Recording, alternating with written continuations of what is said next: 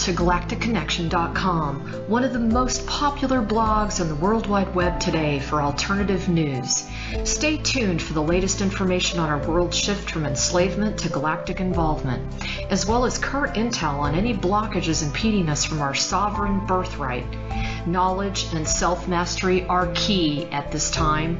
Our commitment is to present you with the latest breaking conspiratorial articles, off-world messages, exopolitics, cutting-edge technologies and sciences, and also an ever-significant intertwining of spiritual support and metaphysical scope that one needs to dive down the rabbit hole in search for truth with balance. We are truly on the horizon of a new golden age filled with the promise for more love, worldwide peace, and accelerated intuitive skills, where every living being can exist in cohesion and abundance. It is whatever we envision and dream this new world to be. I say to you now, let's redefine the new world to the beginnings of our own precious heaven on earth.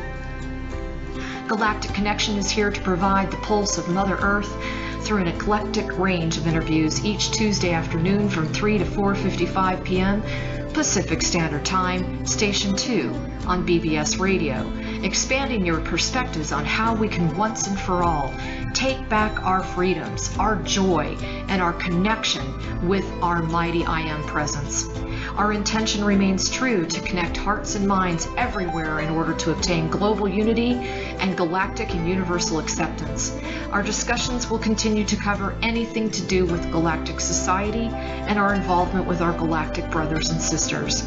Our guests are experts in their fields, and our radio shows have been coined as some of the most thought-provoking out there. In addition to our daily blog, which runs 365 days a year, we also offer a realm of healing services such as our world-renowned implant removal processes, our spiritual past life clearings, our galactic violet ray alchemy from Alexandra, who shares in the lineage of Merlin, and other cutting-edge healing technologies. Check our site out at galacticconnection.com now, sending you a wave of light, love, and inspiration, and a personal hug and thank you for listening to our Galactic Connection radio show and visiting our blog today.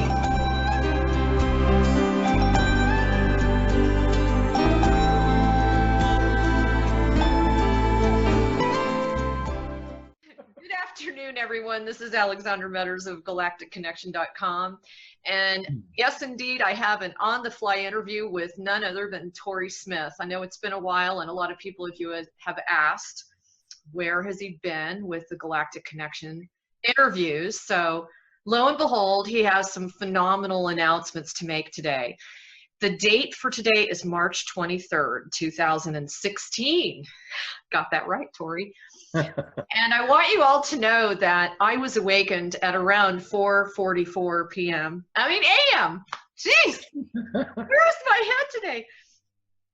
And before I get started, I want to share the message that came in before we dive in with Tory's exciting information.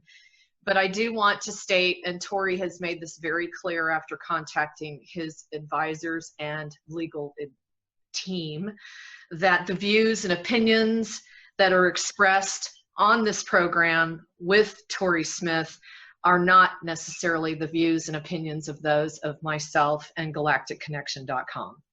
So now that we have that out of the way, I want to share a message that came in right before I interviewed him today. So I could tell that there's some orchestration going on. And it says, light is penetrating every aspect of society. It's giving us examples, but it's also playing out in the background, in the mysteries of another plane of existence. Many victories are being attained to bring forth the much needed balance on this planet. And in the days to come, that which some see and not all, across the veil, there will become an everyday way of life and an everyday way of being and seeing life. Some of us have already reactivated our inherent gifts to see through everything and understand what goes on within our physical reality. It is not necessarily what occurs across the veil, that which many fear to conceive or deny its existence, but for the path of all of the emissaries out there wishing to serve a higher purpose than this illusory matrix. What goes on the other side of the veil is where one finds the truth, the mysteries of life. The definition of insanity is what? Let's decide what insanity really is. It is but the ability to see other realities that in the days of old was actually commonplace back in the times of the Druids. It keeps us in a mind as you share the information of the sleeping giant.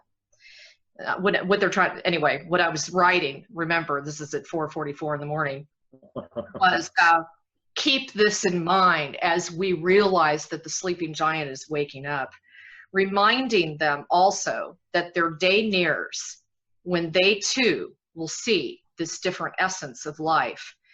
Tory Smith, as many of you know, has committed his entire life to the exposure of child sacrifice and satanic ritual. He is what many consider to be, and what I consider to be, a powerful knight of days gone past, who is clearly, in my opinion, one of the most courageous and heroic people I know, and he hates hearing this, but it's true.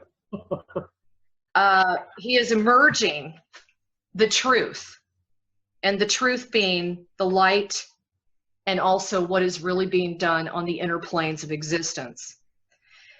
And many of us avoid this topic with such amount of detail that he provides, but he's so good at the humor that he can bring and see the, what's that called, the other part of the veil, try to bring some beauty into such a horrific situation around this globe.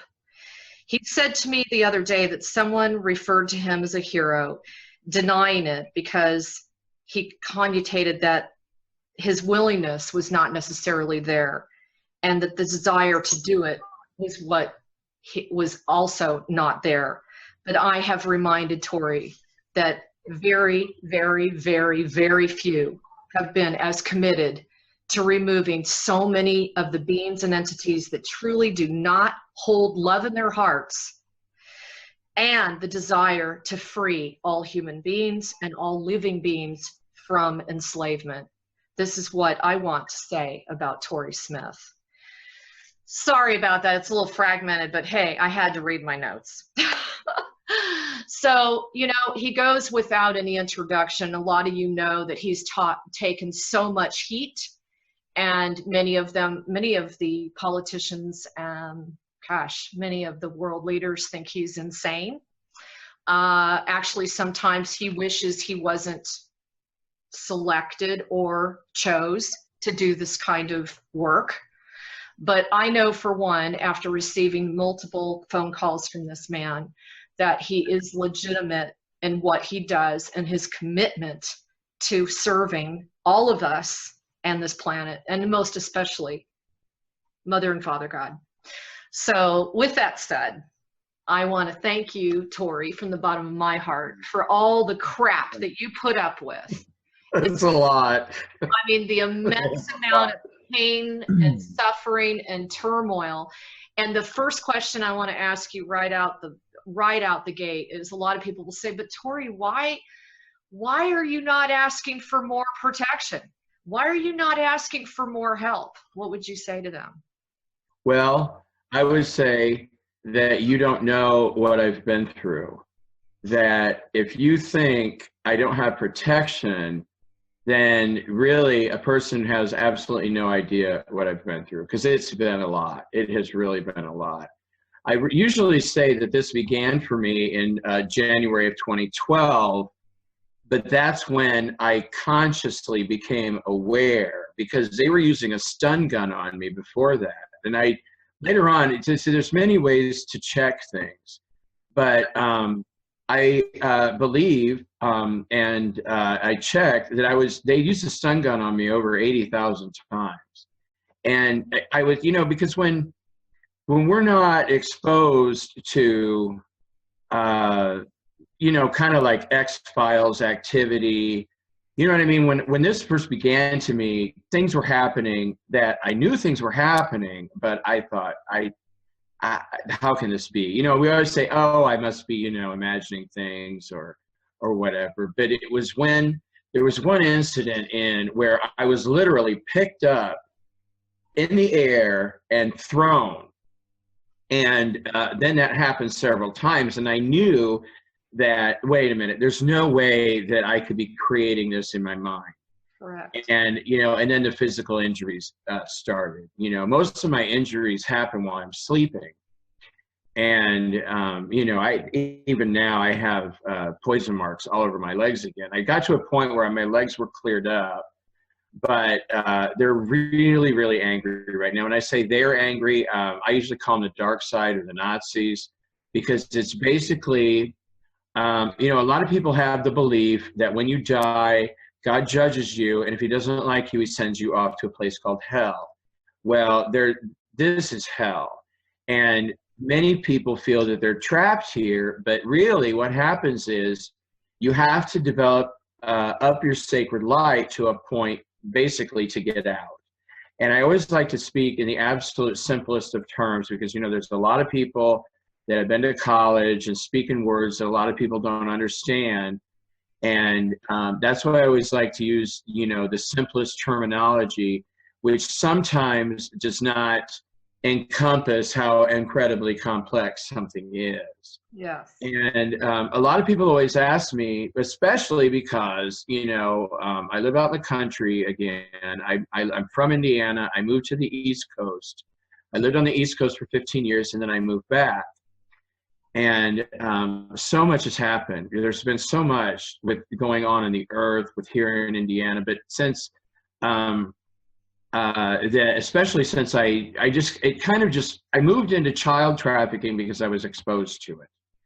And the first time that I witnessed child trafficking in all these places I described, and which we don't really have to talk a lot about, because I have a huge amount of videos online and people can go to get details in the videos. That's why I put them out, because I wanted to bring awareness. I wanted to put out 5 to 10 minute videos so somebody could say, okay, let me see what's going on. And then I decided to Hold on 1 second. I just want to say something. It is crucial for people to understand why you have been so fired up about taking this on as a mission. So please do yourself a favor, because he himself has been the recipient of this exact crime and criminal behavior that is being extended to all of our beautiful children on this planet. So please check it out. Anyway, go ahead.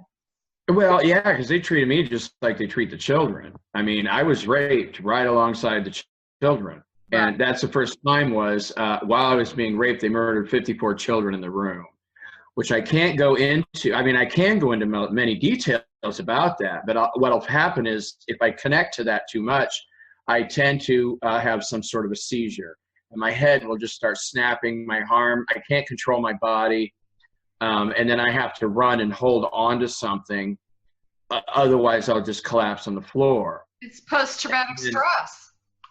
Yeah, it is. And then there was a little girl, see, because what had happened was a lot of the times they paralyze people and they use drugs on people. So you're not really aware, you know what's going on, but you're kind of like in a dream state and you don't. And what happened was they all left the room. There was a gang rape.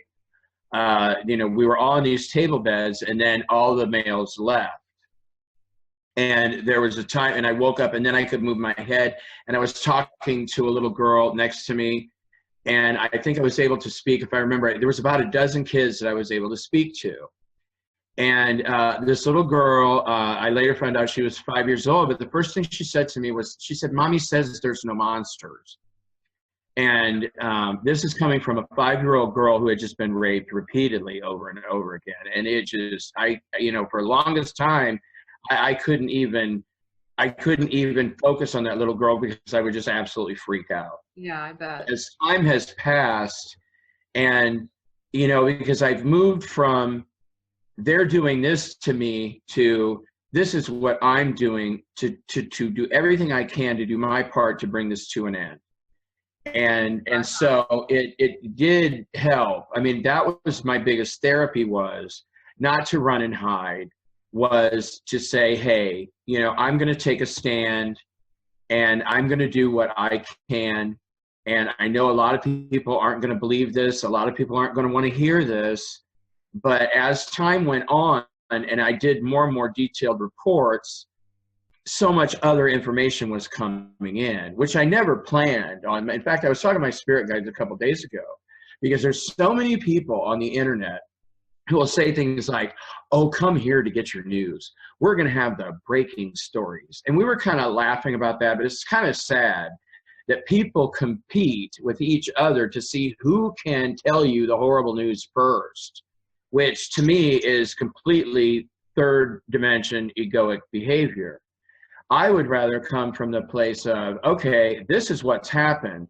Why don't we all get together and discuss how we can take steps so this will never happen again? But people aren't like that. And, but then a lot of people are being controlled too. There's a lot of chips going on. And, but most of the things I get are, you know, how dare you say this about me? Where do you get your information from? Which I would like to address. And yeah, normally, I would like you to address that, but I would like you to just clarify something for me. How old were you when this kind of stuff was going on? you mean supernatural? Oh, my whole life. I could see ghosts from when I was a child. Well, I didn't know until now, but I was targeted by the archons at 5 years old. 5. Okay. And I started having sex when I was 8 years old. Jesus. And my sister as well was, my sister used to get gang raped a lot as a child. And they would bring me along to be with her. And we used to drink heavily. And, this is back in the 70s. I was born in 1963 and started having sex very, very early. And, I didn't really even know what it was. It was always like, well, you can't tell anybody about this. No one can know. And, it was all without emotion. It was just basically carnal sex acts that my sister and I were going through.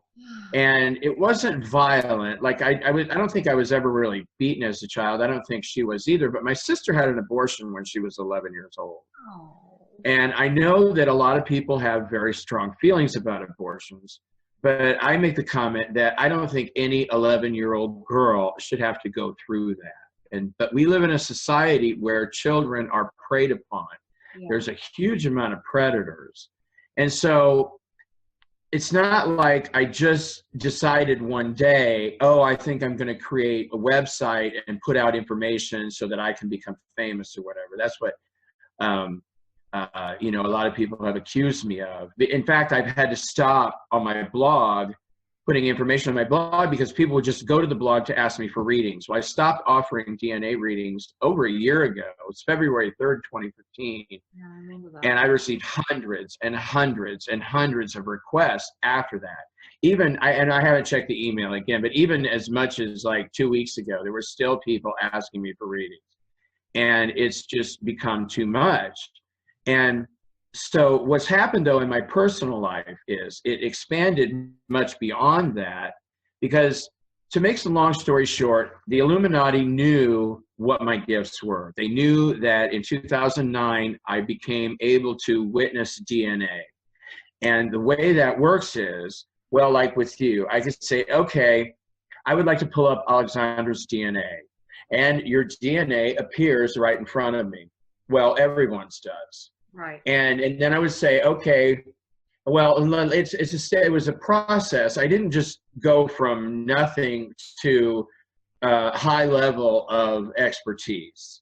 It was a process that over the years, because I started reading Species in 2010, and that became more detailed. And then later on, I was able to say, okay, well, this guy's 58% reptilian, 10% amphibian, and the rest human, which is what, 68, I always have to stop and add, which is 32% human or whatever. But everybody, there's so many different species, 800 million species in our universe. Wow.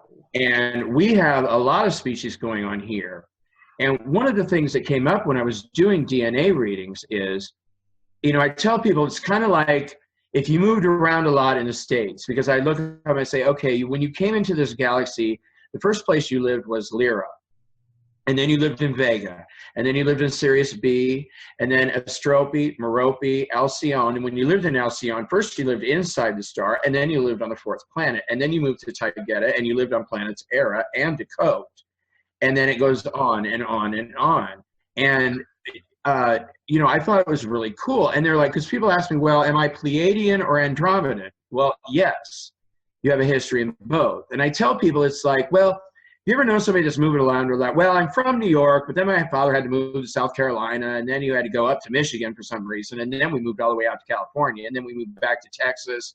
You know what I mean? And say, well, where are you from? Well, I like to consider myself a New Yorker, but I only lived there for 5 years before we moved away. You know what I mean? It's kind of like that. I can relate to that, being a military brat. And also what you're saying is that essentially there's a very kind of specific path that our souls follow in our reincarnation cycle of where we go from planet to planet. And I think that also depends on the way that star systems were developed. And I know that the Pleiades are still being developed, because when I first researched the Pleiades, there were 70 star systems, 70, that has sentient colonies of human life, like here on Earth, and 70. And I just talked to the Galactics the other day. A group of Pleiadians were out on a ship outside, and I started talking with them, and I asked them about it. They said, no, now it's 73. So now it's 73 star systems, and the Pleiades have colonies. It's just like our solar system here on Earth. And it's funny because when I was in high school, they used to try to tell us, well, the only place intelligent life exists here on Earth. And I used to laugh about that. I said, really? There's intelligent life here on Earth?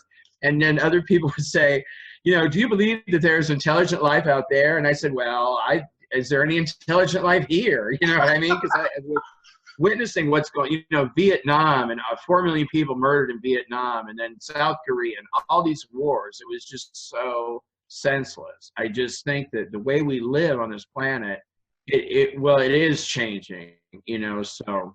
And this is why we're doing this interview, is so you can share the realizations and the changes that are going on behind the veil. I really want to stress this. I get emails too from people going, I just don't get Tory Smith.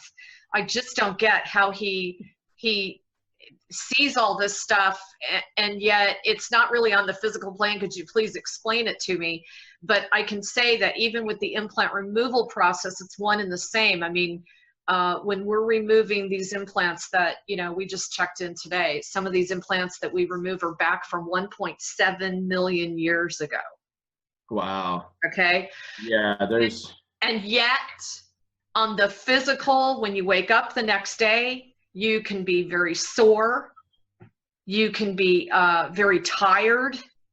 You're on your physical body, because your physical is the last place that it unfolds. It's the last place that it'll show itself. Everything's being done in the other auric fields and dimensional fields. So this is where Tory operates.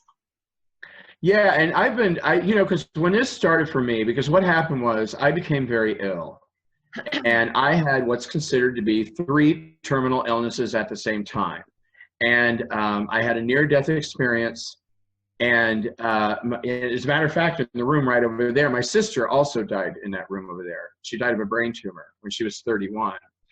And I was 31, and my mom was absolutely flipping out. She kept saying, I can't lose another child. I can't lose another child. And so I asked God, well, I'd like to stay. And because I had completed my chart, I was charted from up to there, and I had charted to die when I was 31. And if those of you don't know that, anybody who comes here from heaven has to sign a contract with God that we mostly call a chart. Some people call Akashic record. And because sometimes we use different words for the same thing. It doesn't really matter, what you call something, as long as people understand what the subject is. And when I came back, I said, okay, well, I'm not going to be here and be sick the whole time. So I said, I want to heal completely.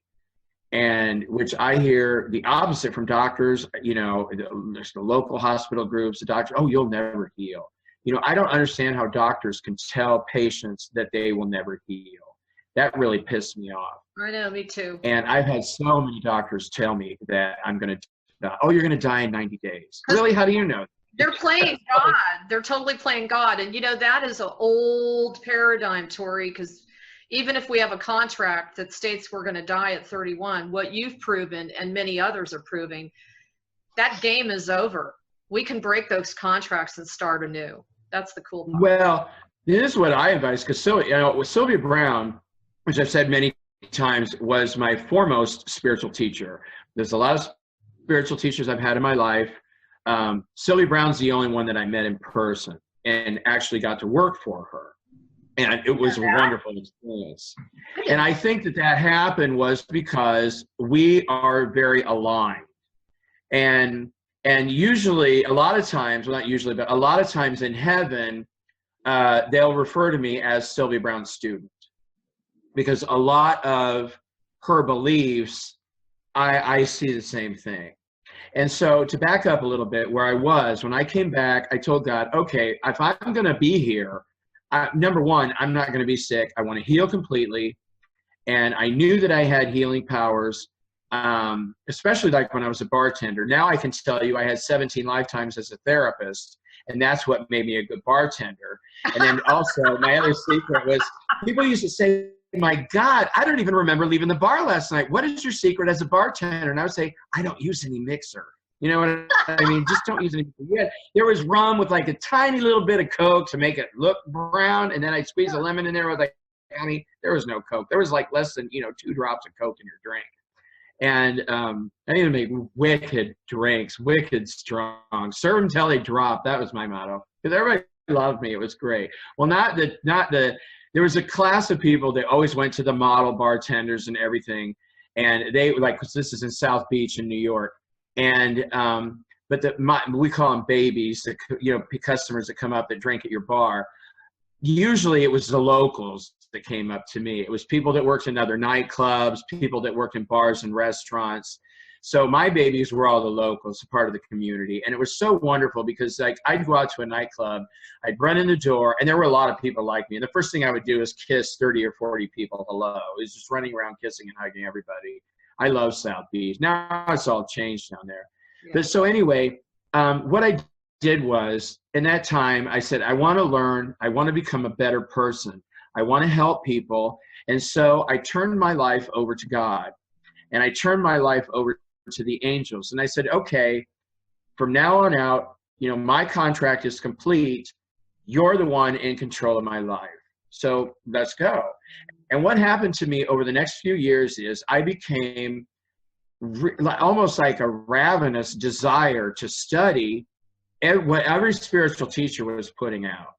And almost every book that I would read was either written by a doctor or by a spiritual teacher. And one of the first people I learned from was a woman named Carolyn Mays. And her last name is spelled M-Y-S-S. Yes. And she came out, and because she had books of why some people heal and why some people don't. And the biggest thing I learned from her was she was talking about the energies of the groups that you belong to, because those energies dramatically affect you. And she talked about the military, and she said, if you're a member of the military, your healing is going to be the slowest, because the military doesn't change quick. You know what I mean? It takes them decades to change one simple idea. They never do anything, fast. And she also said... And don't you think too, Tory, it's because they're constantly doing maneuvers and training. It's constant. Well, I really believe is because the military is basically told what to believe and told what to do. And they're told what a lot of religious people are told, religious people are told that you can't have a one-on-one connection with God, especially the Catholics. The Vatican would say, okay, if you want to learn about God, you need to go to this guy in the black dress, you know what I mean, or whatever. You need to go, I call them all drag queens at the Vatican, but actually that's an insult to the drag queens of this planet. But you know what they say, you can't, and that's the difference between religion and spirituality. Spirituality says, I have a direct cord of energy between me and goes directly into the heart of Mother and Father God. and you connect directly, you receive information directly, you receive protection directly, all of that. And so for years, I just did what was in front of me. You know, I was doing daily remote healing work. And I mean, we're talking about, I think I did that for 10 years before I really even knew what I was doing, because I was just doing it from past memory. And I was filling everybody with light and doing all these things.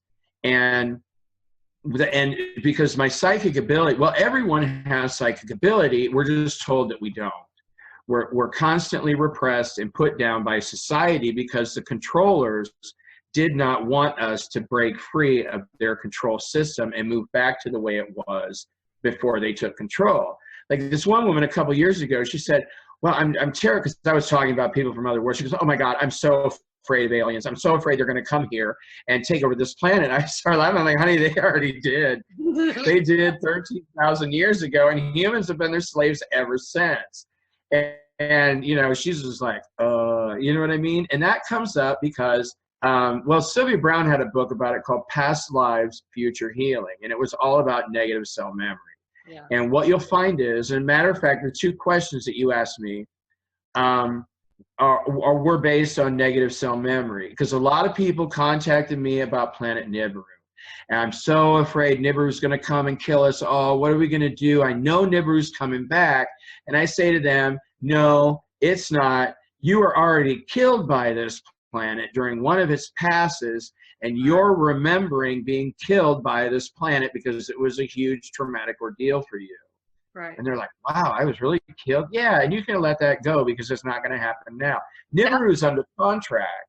That's why we have to question all the stuff that's coming up and seeing it from a different lens, because our manual of how we've lived life and seen life is not applicable anymore. This is a purging. You know, by purging, we're not just talking pain and suffering, we're talking memories. Yes. And these memories go back, and what I'm finding in my work, it's not just this world age. We're talking some other serious, very long world ages, because you're getting into convoluted conversations such as timelines, space-time continuum, dimensions, and we don't really have the capacity to wrap our heads around that. So we need to understand that our multidimensionality is coming to a unification. Yes, but that's because of our location. That's because of our physical bodies right now. We're in the third dimension, and that's why we aren't the way we normally are in heaven, and that's why we're so cut off. And that's exactly what I tell people.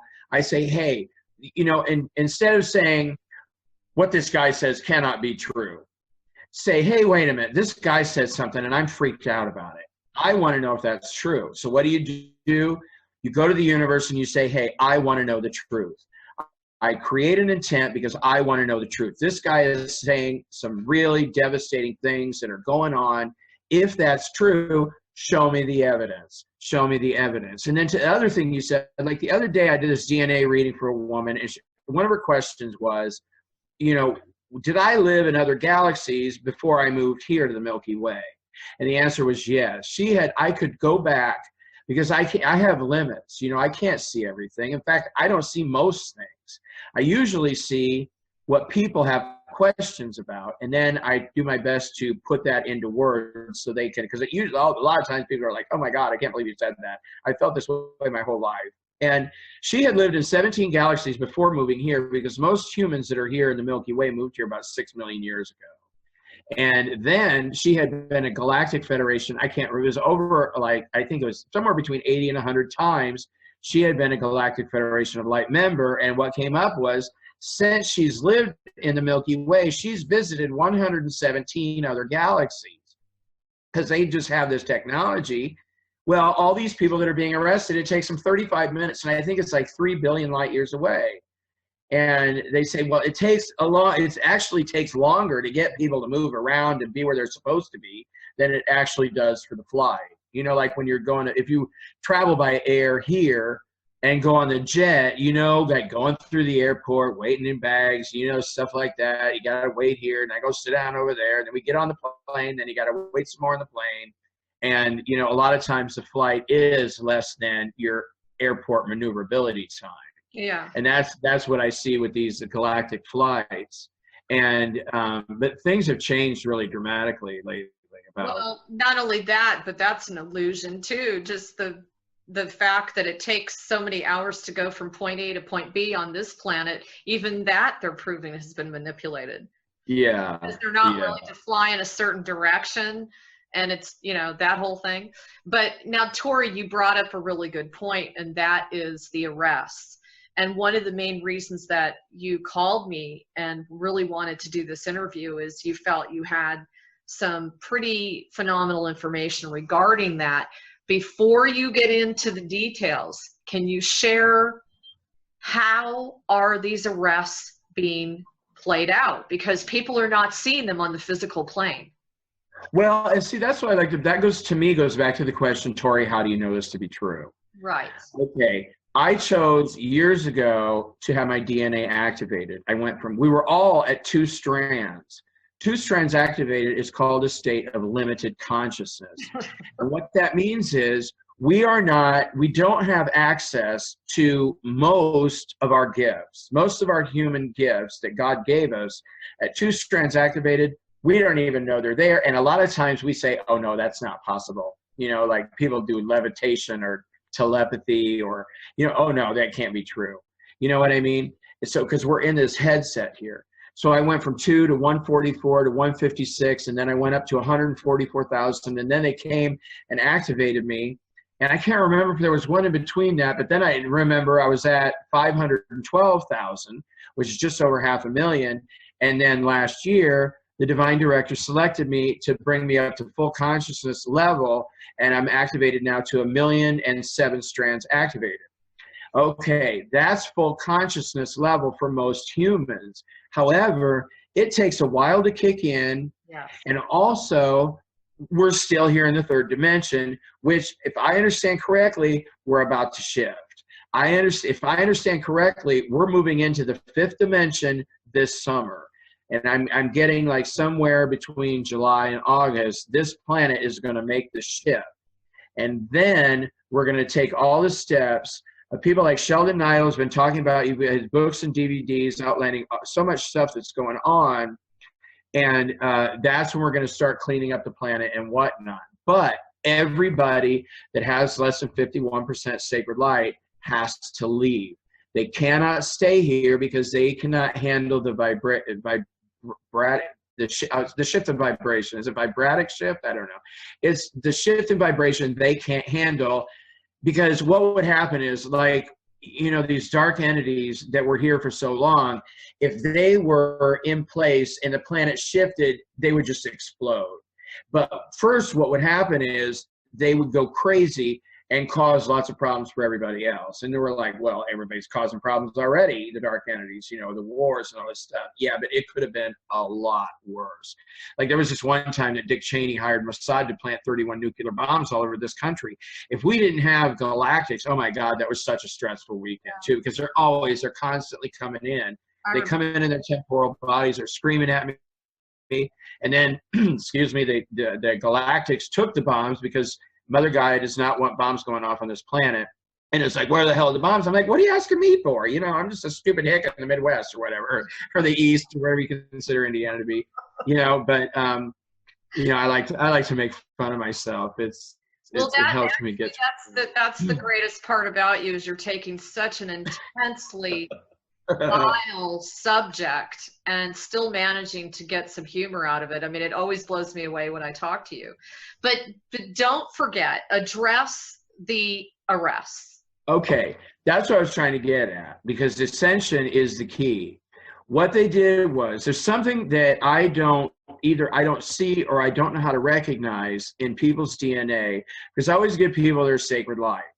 Okay, sacred light is just a simple percentage of where we are. And I've seen people's sacred light go up and down in a matter of just moments. Why? And well, because of our behavior. Our behavior is what influences our sacred light. Because people always say, well, I want to have really high sacred light. Well, then you need to go out and start helping people, and you need to do it with a pure heart. Because if you go out and help people and say, well, I'm going to go down and work at the homeless shelter because I'm going to raise my sacred light to 50, whatever, 65%.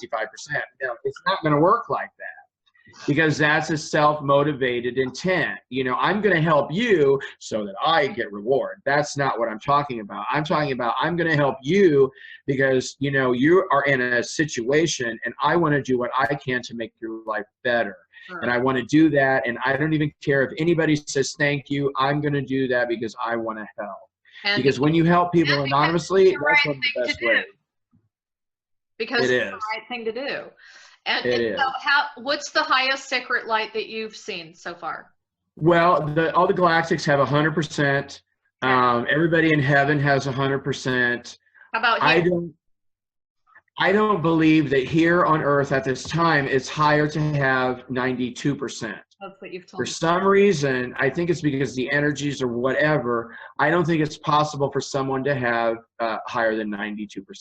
Okay. And it's actually fairly rare that people do have that high of a level. There are people who work really, really hard, or they are connected to a mass amount of people, like a singer, Sade.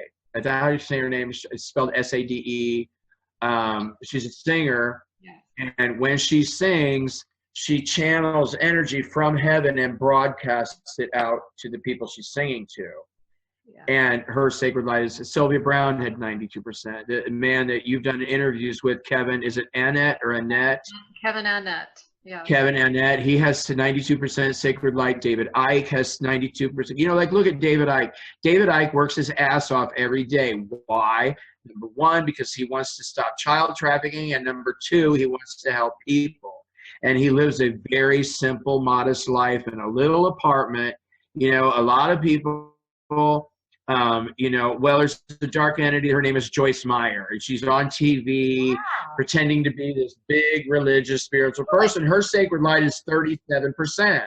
Really? Because she feels, she's a dark entity. And then actually another, I think it's TV evangelist, just got arrested. I can't remember his last name, Joel Epstein, or I was going to look up his name and I forgot.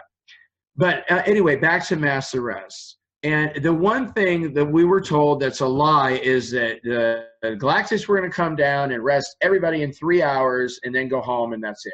Well, it didn't turn out that way. And the galactics said they were sorry that message got out because it's not the truth. And back to vibration. Okay, the people being arrested are being arrested in order of vibration. And this is something I can't yet put a number on, or see the way I research because after the 819 were arrested, I wanted to know, okay, who's next? I want to know, when's Obama going? Because I really hate him. I don't carry that hate. I'm so disgusted by his behavior. He's murdered 283 children while raping them, but still, that wasn't even the worst. The worst ones were in the 819, like Benjamin Netanyahu was way over 350 children, almost 400 children. While he's parading around, he's been arrested. He's not coming back. And Cheney. And but they all had 0% sacred light, because once you either rape somebody or murder somebody or both, your sacred light drops to 0. And then other people who denounce God and denounce all forms of divinity, God will remove their sacred light out of an act of respect. Because there was a woman online a couple of years ago, and I think her big thing was why I stopped being a light worker. And she started running around telling everybody that the lords of karma were all parasites, and they were out to get us, and whatever you do, don't get involved with them. And it made an impression on a lot of people, because then later on I'm like, I love the lords of karma. I come out and I'm like, I love the lords of karma. They mean so much to me. And I was like, well, Jesus Christ is the Lord of karma. And there's a whole bunch of them, and all lords of karma are ascended masters, but not all ascended masters are lords of karma. That's just the way it is. And Tory, explain to everybody what a lord of karma is. Well, what? I don't know everything that they do, but what I do know is the lords of karma The biggest thing that they do in my understanding is that when a soul, when a person dies, the soul is what they guide. And Father God and Mother God always will give us chance after chance after chance to better ourselves. And a lot of dark entities call that being trapped in hell. But what that really means is, well, let's take Nancy Reagan. Nancy Reagan recently died. She was an extremely evil person. Okay, when she died, the divine director and the lords of karma, see, what they do is they go around, it's almost like shopping. They go around and they look for a woman, and they choose a woman who's a dark entity.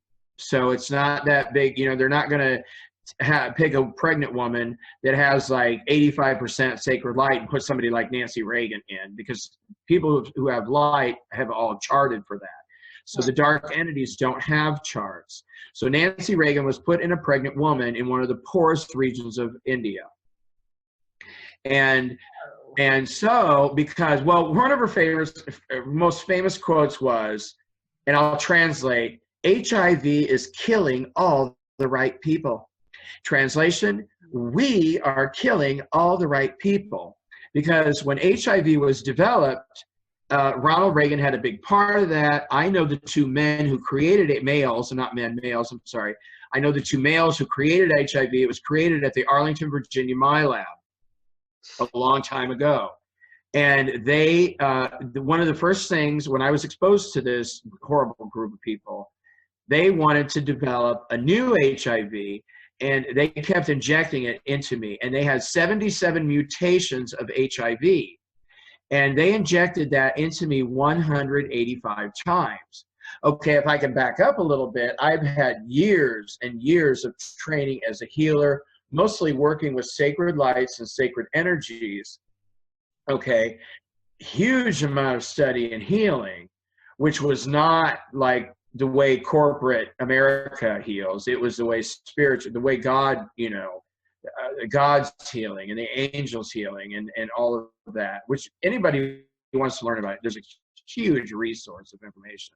Okay, and then they tested me after every time. They would inject in me, they would come back a few days later or a week later, and I would be negative. And recently, well, it's been a year now, I went to a hospital in Fort Wayne, Indiana called Lutheran Hospital, and the doctor came up to me and she's like, you know, we tested you for HIV and your viral load is 100,000. And I knew she was lying. I just knew she was lying. Why? Well, I had just been tested 185 times and they all came out negative. And she's like, well, I really think you should go on. You know, we've got wonderful meds that you can take. I'm like, I just let her talk, and I'm like, thank you for your opinion. I didn't say a word. And I'm like, honey, I took those drugs for 16 years. They cost over $2,000 a month. The reason people are taking them is because they don't know how to remove HIV from your body, which can be removed in as little as 30 seconds.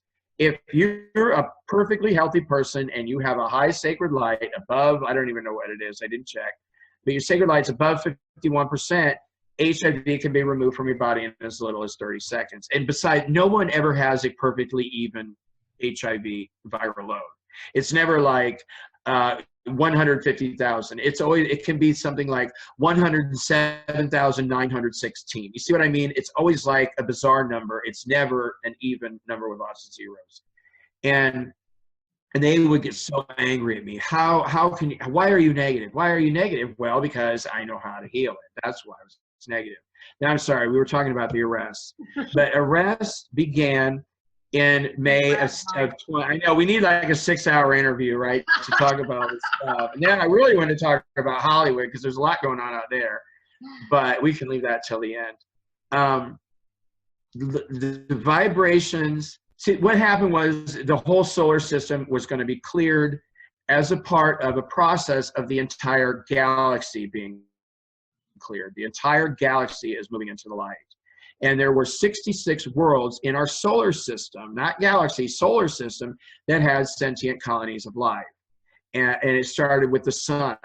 And for some reason, nobody lives in Mercury, but there was another planet in between Mercury and the sun called Vulcan. Yeah. But it was destroyed, I think, pretty sure by one of the passes of Nibiru. And Venus is next with about 4 billion people. The Earth, of course, you know, the biggest majority of people in the Earth live inside in Agartha. The second biggest is the surface. And then Mars. And Mars is mostly military now. Mars was a wonderful green, lush planet, but it also was stripped by one of the passes of Nibiru. It lost all of its water. It lost most of its atmosphere. But people were still living there, and they were mostly military. NASA had this program, I forget what they call it. Well, that guy you interviewed, Randy Kramer, he was involved. And this other guy that I don't like, who's running for president, Andrew D. Basiago, he also has a lot of history of traveling back and forth between here and Mars. And, you know, I don't need to go through, but 66 planets. Saturn was probably the heaviest populated planet. And but all those were non-physical beings, and those were the archons, and that was their home world in this solar system, and that's where they were controlling Earth from. And I believe Jupiter only has one being, like Mother Gaia. It's an inhabiting spirit for the world, because everybody who lives in Jupiter lives on the moons. There's Io, Ganymede, Callista. There's a whole bunch of moons, and that's where most of the inhabited worlds are in the moons of Saturn and Jupiter.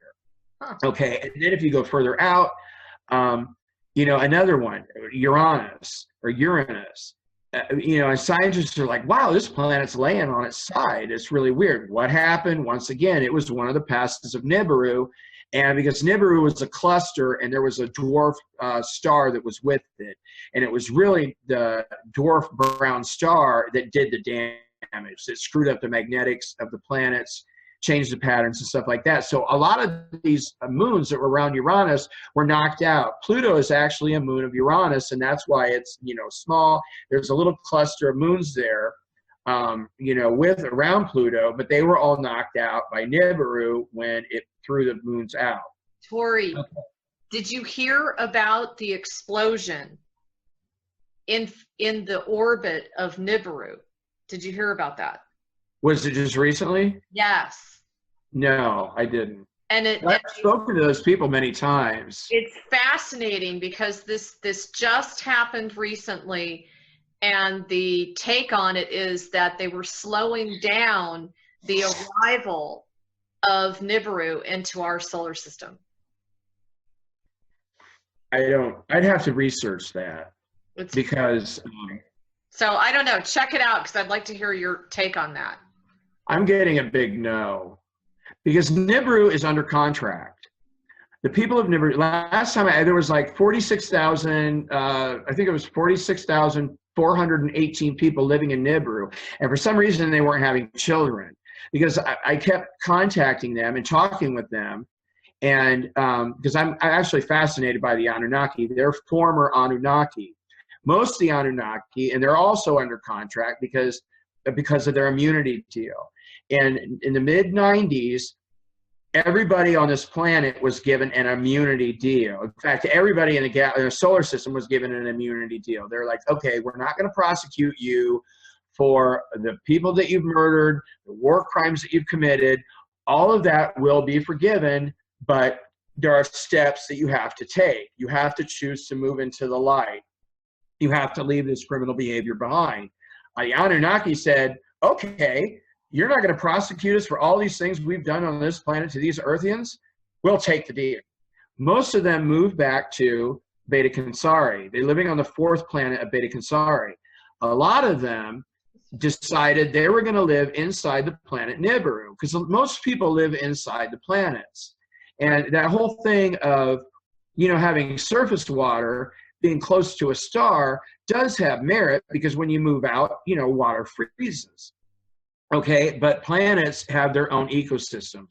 The plants, they have an inner star which generates light and heat, which grows the plants with that breathable atmosphere for people. There's water inside the planets, all of that. And so even a constructed planet like Nibiru, which I'm pretty sure is made in the Orion belt, I think it was either Anilim or Onaltok. I always get those two stars mixed up. But it was built there, and then it was brought here, but it could travel really pretty quick. It used to be in a funky orbit, like 3,600 years or something. It would go around. But every time I've spoken to them, because one thing I was, why didn't the population change? I'm like, why don't they have children? And they said, no, we're not having children right now. We might do that in a few years, but we're basically just living here as we are without making a lot of changes. We chose to move into the light. And so therefore, their purpose was to basically maintain, and live their lives. They're living their lives like everybody else. They're just not expanding. They're not growing. And they're basically not doing anything outside their world. And that's what I've talked to them several times over and over again. Because see, that's what happens. I wanted to go back to how I get information. I have a multitude of sources that I get information from. It's not just one source. Usually, I go to people's DNA first. I pull up people's DNA. I start reading information. But what's happened is, since my DNA is now activated to over 1 million strands, a lot of my telepathic gifts have come back. And humans can have a conversation with anybody in the universe when we're fully conscious. It's just absolutely amazing. You can do a lot of things like astral travel. You can go to heaven and research. There's 18 halls and temples. Most of them are like libraries where you can go and get information from, which I do. I also get information, since I turned over my life to Mother and Father God and the angels. A lot of my information comes from God and the angels and my spirit guides. The other day, my mom had to take her lawn tractor. I had to take Mom's lawn tractor in to get it serviced. And I couldn't find the ramp boards to get it onto the trailer. And I was really upset. And I was fighting all these temporals all day. And God's sending these energies through me to destroy the temporals, which pisses them off. And then they send in more people. So I have to stop and do this, and stop and do that, and stop and do that. And I'm like, where's the ramps? I couldn't find them. But what I said was, I went to my spirit guides and I said, okay, I'm having trouble here. Will you go to the Hall of Charts and will you look at my record and see where I put the boards the last time I took them off, because I need those ramps to get the tractor. Mom needs this done. And then they came back the next day and they're like, yeah, you put them in the bottom of the barn. And I'm like, okay, well, the bottom of the barn is dark and I couldn't see them, and they're the same color as the old wood beams of the barn. So, that's what is so important about speaking to spirit guides, because they are here to help us. They don't provide information to me especially about child trafficking. I mean, I go into my thing, I sit down, heaven puts this force field of energy around me so no one can interfere with that process, and the information flows, and I get information from heaven and from the DNA simultaneously. And I check back and forth. It's a process. So I don't say, okay, well, Obama raped a child today, so I'm going to put that down. It doesn't work like that. You have to verify over and over again, because I don't want, in Indiana, it's a felony to falsely accuse someone of a crime. Okay, I have been accusing men of raping and murdering children for over 2 years now, and they refuse to prosecute me, which is one of the funniest things that happened recently. Was because the Indiana Attorney General went to Washington, D.C., and he talked to the CIA. And this guy's CIA agent goes, well, Tory's some kind of special alien that can't be killed. I'm special. Oh my God, he seriously said that? I got a big kick out of that. And because it's not true, it's just I'm not charted to die right now, and I'm certainly not charted to be killed by dark entities who rape and murder children. And so, okay, back to mass arrest. You deserve a break, Tory. We're coming up, and see, that's another thing, because I met this woman in heaven who used to be considered a goddess. I'm sorry, her name was Pomona. And she was in the era of Zeus and Achilles, who all have become my friends. I just love these guys. But it's funny, the gods, they always laugh at me because they're like, I wish that all the goddesses loved me as much as they do you, because they all talk about you. And I'm like laughing. I'm like, well, you know why, right? Because I care so much about children, and what I've been through. And they're like, yeah, it's just funny. But the mass arrest had to go in order, starting from the lowest vibration and going up. And the first ones that were arrested were this group of 1,738 Dracos. And there were some of them that were really, really old. And they were so dark and they were so low in vibration, it was like looking literally into a black hole. It's almost like they would suck light into them and it would just disappear. And there was a group of 5, and they went out. It was Maldek, Marduk, you know, and I'm so bad with names, I can't remember. But I remember there were 5 of them, and they went out in May of 2012. That was, and it was a process. That was when, wasn't that when Satan and Lucifer were taken also? No, see, they were the last 2. Oh, okay. As far as I know, they were 2 of the youngest. And I think it was Lucifer that had killed like 42 million humans total in his existence or whatever. But even that was considered, because Satan and Lucifer were the last ones arrested, and that was September 2013. And it was Tory, what happens to them? They're gone. They don't exist anymore. So they just don't exist. I mean, are they, isn't their energy, whatever signature, reabsorbed? You mean them specifically, or what they've done? No, what them.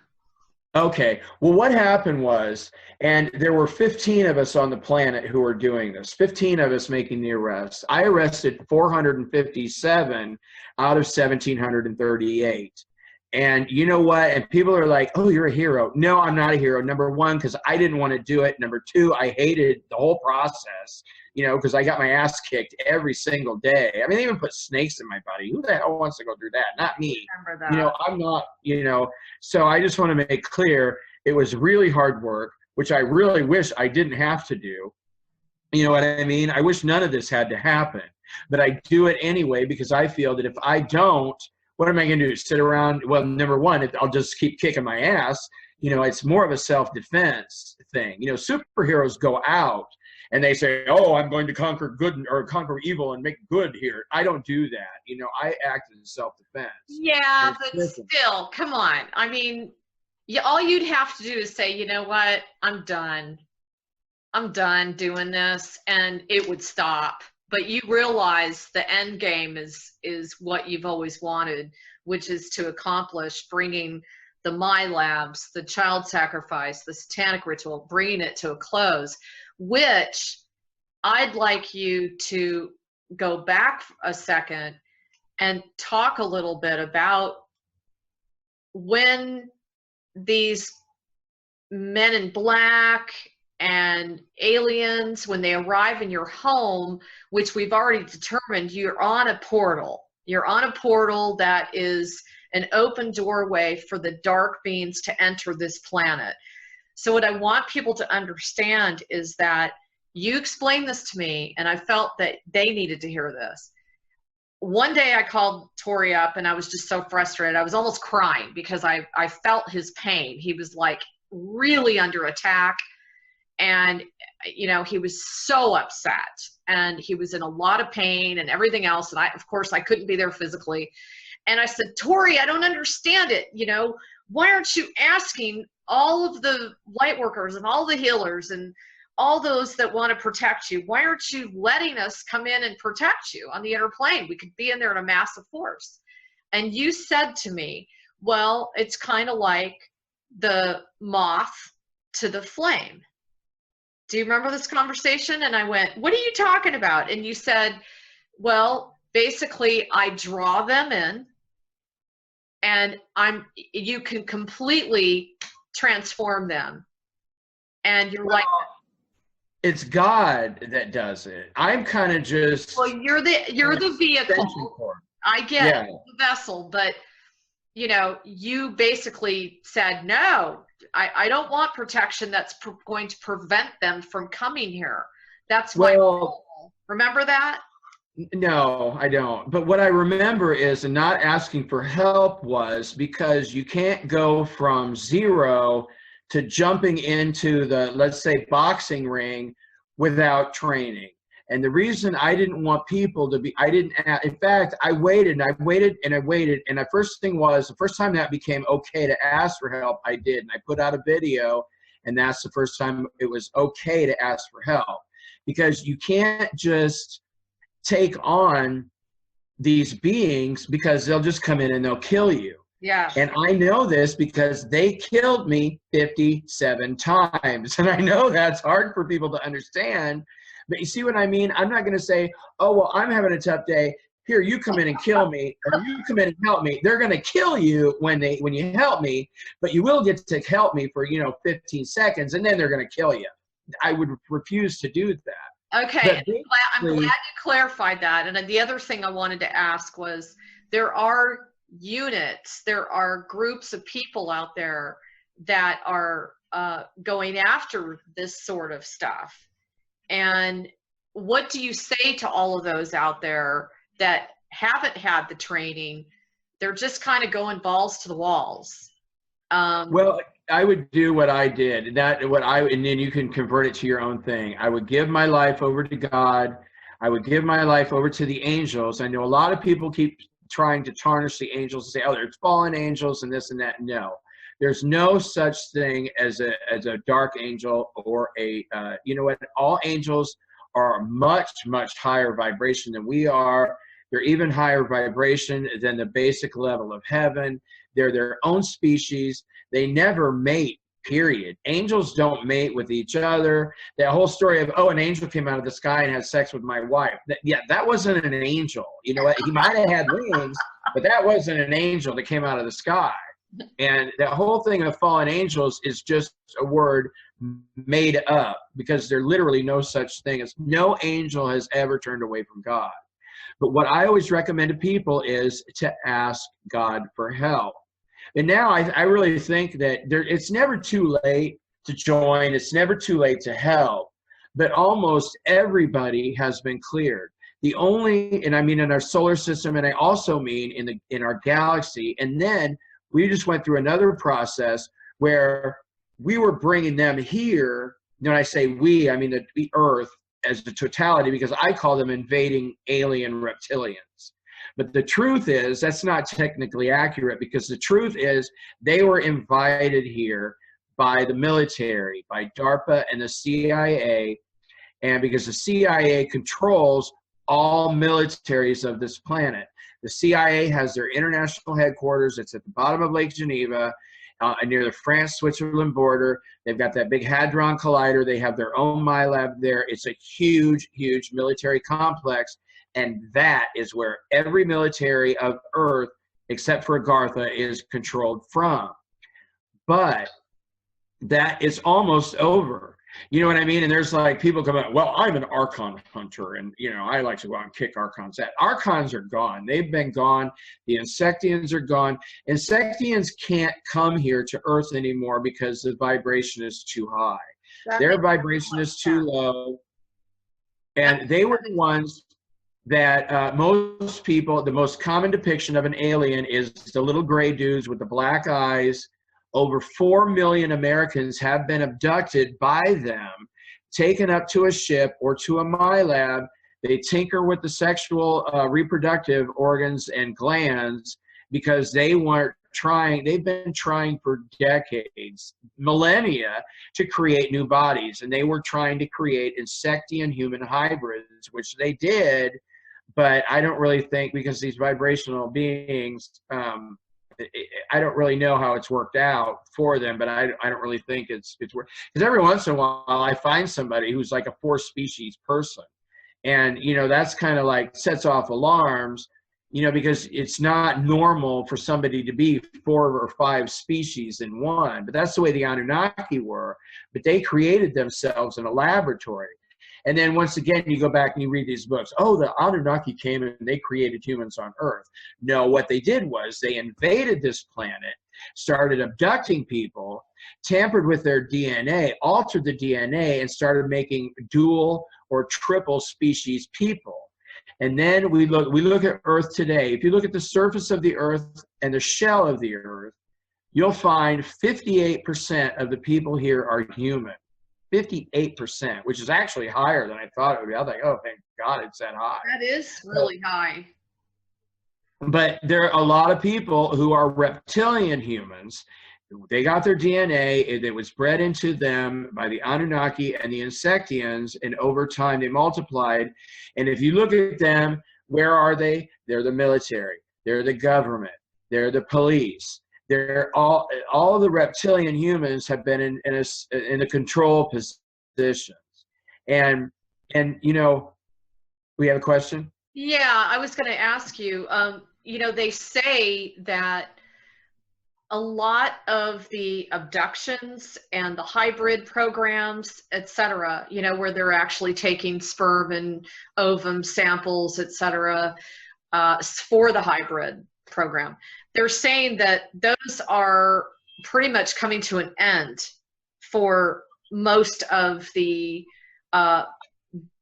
benevolent extraterrestrials, and that it's really down now to pretty much all military operations. Do you agree with that? Well, what I've seen and what I've witnessed is that they had a very specific goal. There were a lot of scientific programs, and they are continuing somewhat. Montauk is probably the number 1 my lab in America right now that's still continuing those species, experiments, let's call them. And but the problem my lab is having is there was a huge number of DARPA. I can't remember offhand. I think it was like 172 or 117. But all the bigwigs of DARPA have all been arrested. And then I also made a list of arrests, and it was it was in this book. DARPA just got arrested again. Good news, folks. This is what we've been waiting for. But Tory, you still never answered the question: how do the arrests go down on the inner plane? Okay. Well, everybody has to be transfigured and their energy transmuted before they can be taken up, and that includes the Bushes, the Clintons, everybody.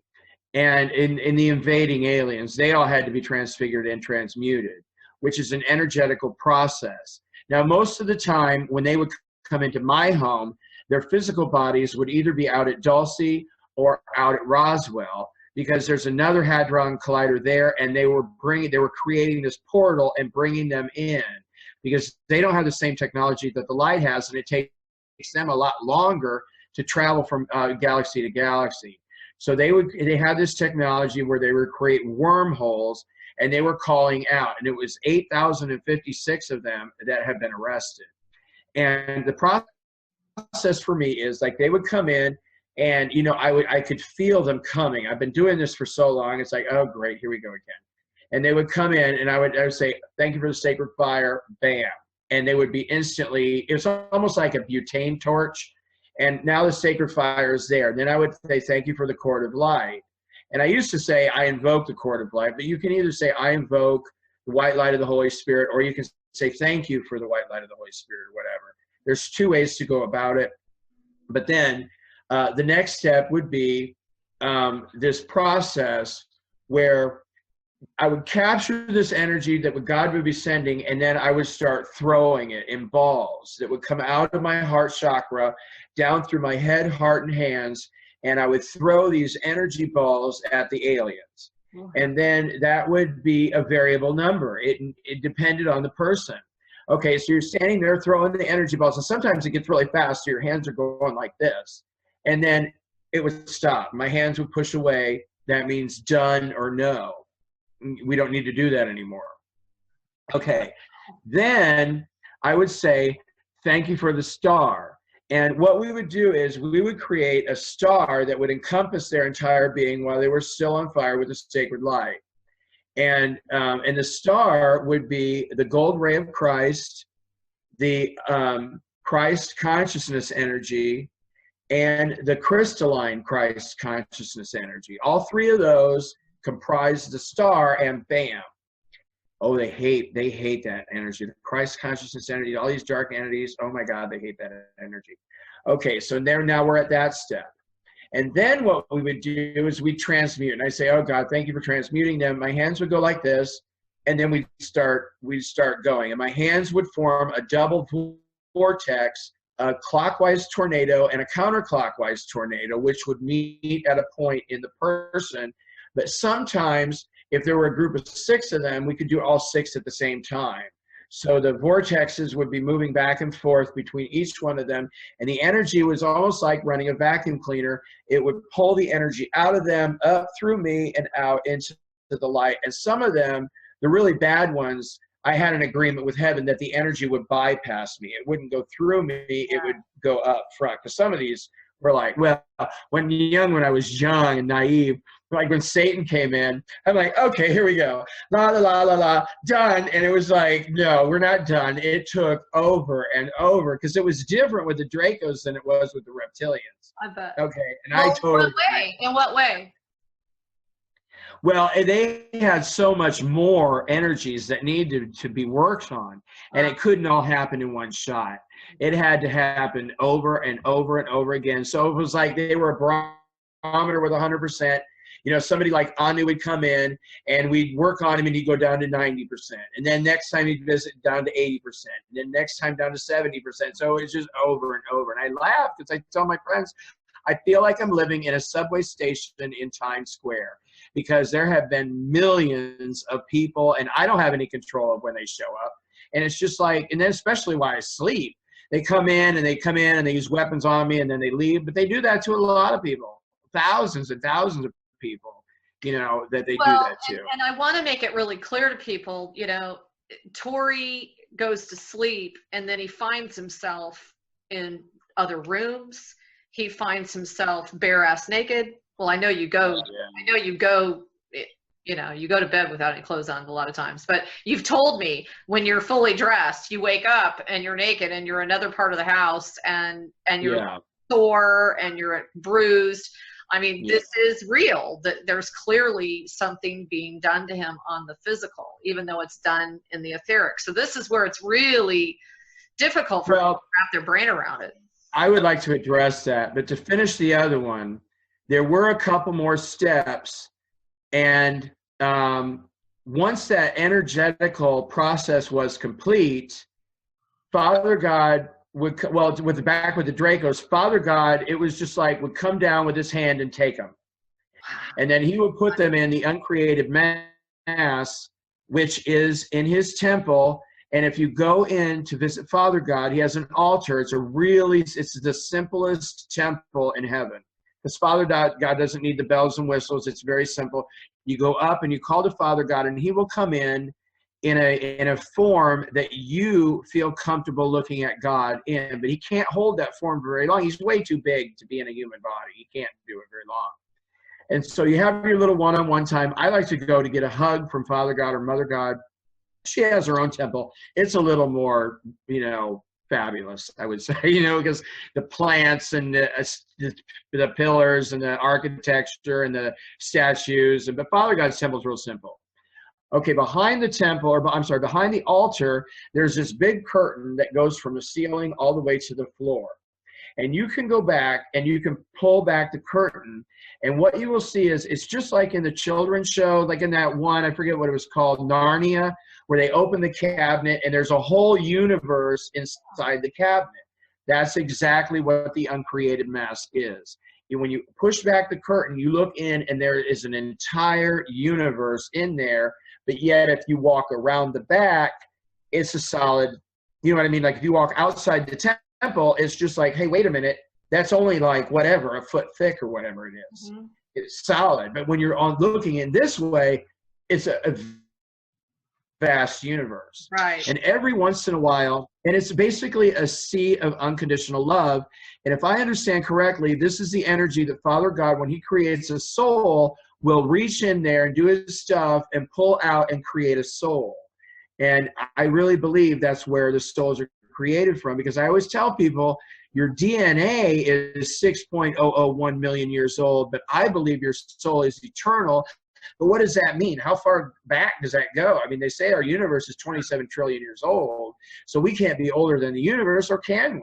Sully Brown used to say that Father God held us in eggs until the universe was created. These like spherical things that but I can't get into that. Okay, now back to the rapes. And because see, when the Illuminati, they basically wanted to exploit me for my gifts. They came in and they kept kicking my ass and they were doing all this stuff to me. And then they like to choke children to death while they're raping them. That's their favorite way to kill children. And they like the point of death to be at the same time that they ejaculate, because they get high off of that. Okay, so guess what? They decide, well, we're going to do the same thing to him. So like you said, I'd be washing dishes. It'd be like maybe 2 o'clock in the afternoon. And the next thing I'd wake up and it'd be like 5:30 or 6. I'd be naked in my bed, you know, butt in the air. It was obvious that I had been raped. I mean, anybody knows that when you are sodomized, or anal sodomy, when you're, especially when it happens to you over and over and over again, there is physical damage. You know, there's no question of it. And so that's when. And Tory, not to interrupt, sorry, but I got to add to this. You know, I'm working on Tory with some of our systems, and I can vouch for the physical damage and the things that have happened. Yeah, because what was your quote?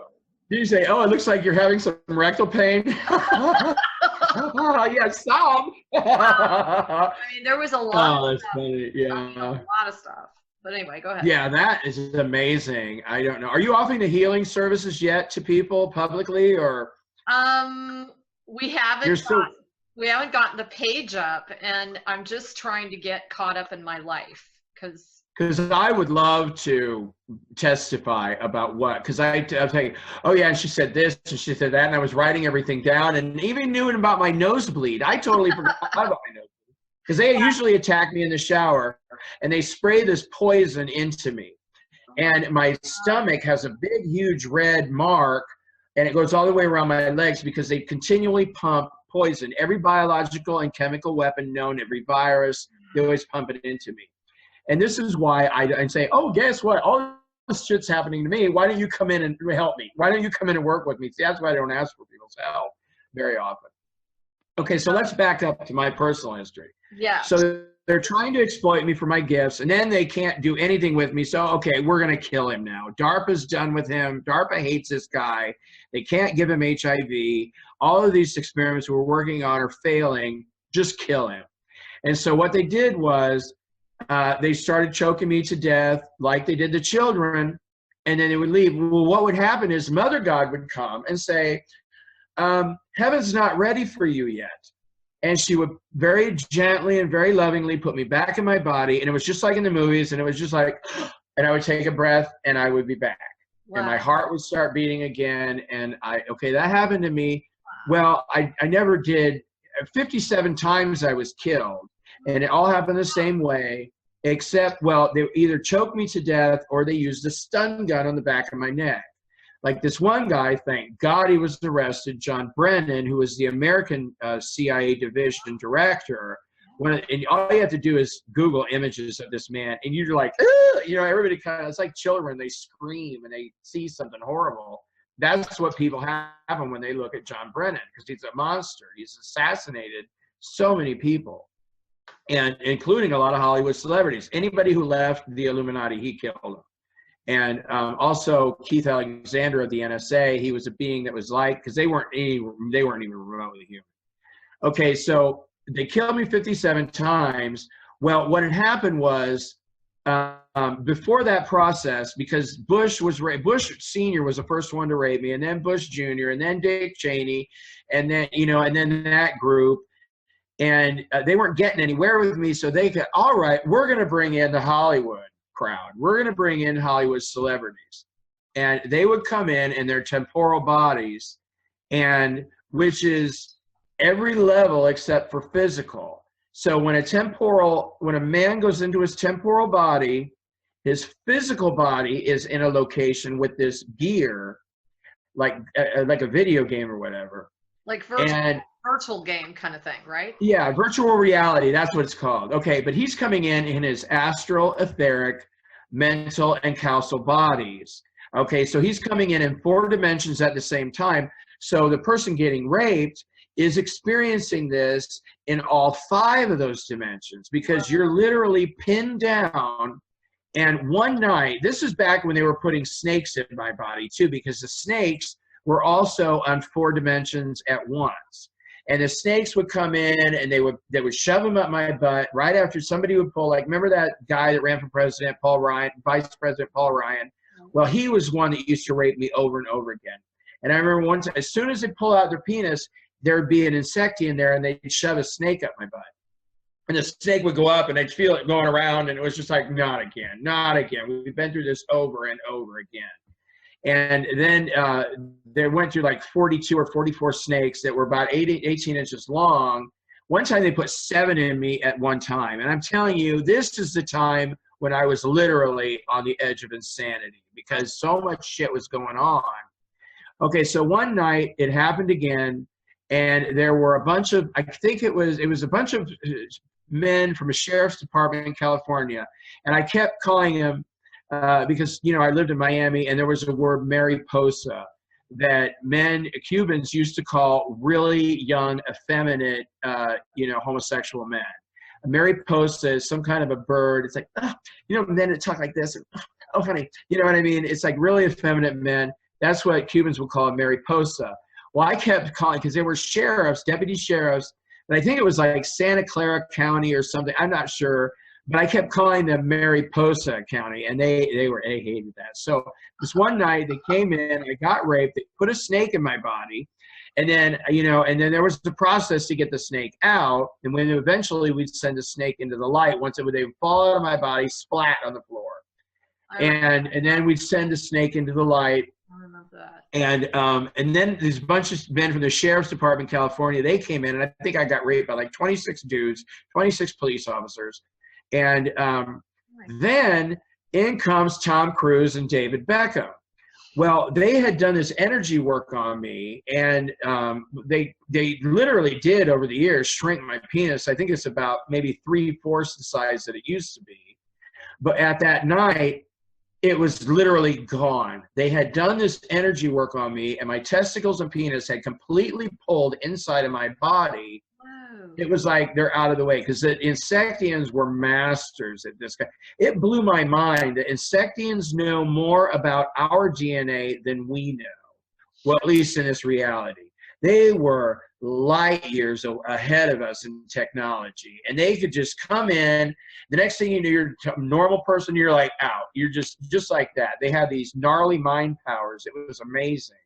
And I thought, they're freaking insects. So, Tory, you're not at all aware of this on the physical plane until you wake up, right? No, sometimes yes, but there was a point where the blackouts, because I don't think they wanted me to be in a blackout while they were raping me.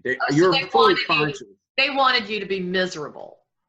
Yes, it was literally, well, although this one time I had both. I would say, I don't know, break it down in percentages. I would say at least 70% to 75% of the time I was fully conscious.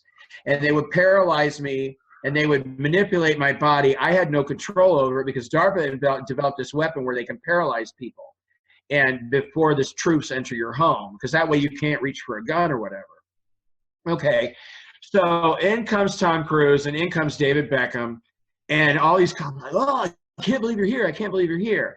But the mentality of these actors, because none of them are really human.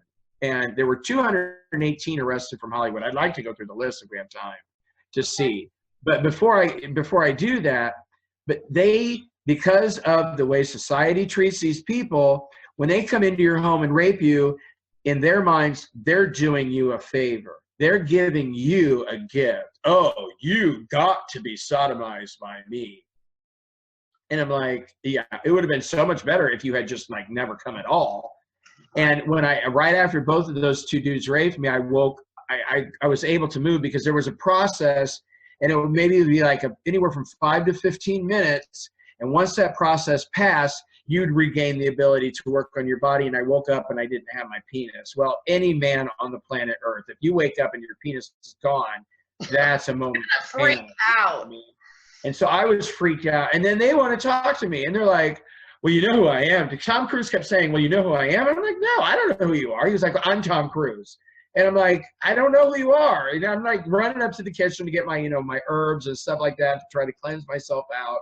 And then my penis started coming back out again with my testicles. So I'm starting to calm down a little bit. But they kept saying that to me over and over again. I have a question. Are they just going into some sort of meditative state to do this?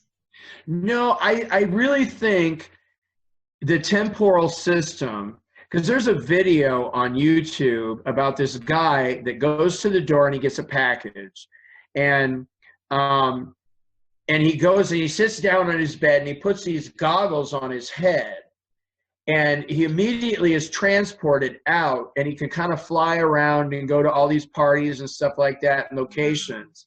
Okay. Because that's what happens to them. See, I didn't know what was happening at first because I was asking people about it, and they're like, no, you're crazy. None of that exists. Well, it turned out that I was pretty accurate. I just had the wrong name for the machine. But I do know that when they're raping you, they get the full sensation of having sex. Wow. Literally, like you're physically there and they're physically there. And what I know for sure is every time that they would ejaculate inside me, I could feel that. I could feel the liquid going into my body, and there was like a huge energetical burst with that.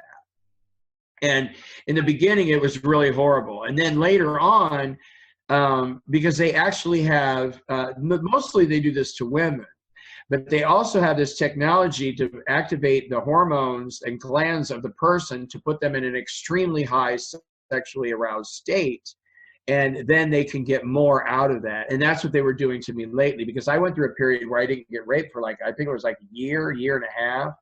And then all of a sudden it started up again just recently. So, Tory, okay, explain this to me. If this is happening and one of the goals that you have is to dissipate these folks and send these beings to the light, are you able to do that while you're being raped? I mean, if you're aware of it 70% of the time, is that what you're trying to do? Or are you in such distress and such misery and pain that you can't even go there? I mean, I think that's always the question I've had for you. There's a breakdown, to put it in the simplest terms: non-physical beings and physical beings. Okay? You can't just, you can do energy work on somebody that has a physical body, but those people, well, actually some of the non-physicals too were arrested by the Galactics. That's one thing I didn't mention before, because Father God took the Dracos, like Anu and Maldek and all of them. He would just reach down and grab them because they were energetical at this point. They were too far gone to be in a physical body. They just couldn't do it. But you can't just do that to somebody with a physical body, because they would die and that would be killing them. And yeah, while you're getting raped, there's no energy work or whatever. You're just on the victim side of it. Yeah. And so, when the Hollywood actors came in, there's really nothing I could do. And then because of Cruz, he started bringing in other ones. And unbelievable. It was, but something actually good came out of that for me was because I started meeting the women of Hollywood. And, because Tom Cruise asked me to marry him 20 times. And I'm like, okay, first of all, you're already married.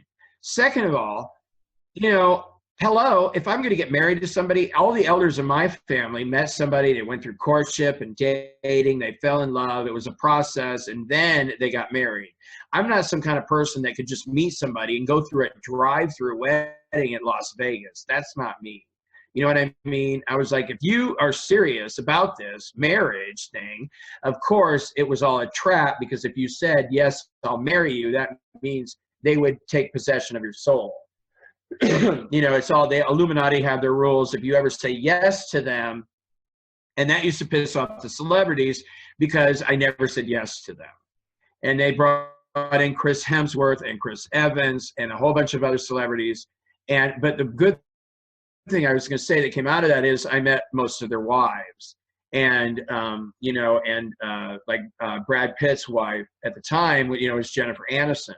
Sure. And which, and a lot of funny, I always like to use comedy to get through, because that, he had No, I'm sorry. That's when he had just left her and went for Angelina Jolie. And but anyway, I ended up meeting Jennifer Aniston, and we actually talked a lot because Jennifer had a lot of questions, and but Nicole Kidman, she kept telling me, don't say yes, don't say yes. Whatever you do, don't say yes. And over time, we also spent a lot of time together, and we talked a lot. In other words. And one thing that really brought us closer is, and I know this sounds strange to people, but Nicole was another one that was targeted from birth. She was targeted while she was in the room. She was sexually abused as a child. She was introduced to the Illuminati as a simple matter of fact, this is the way life is.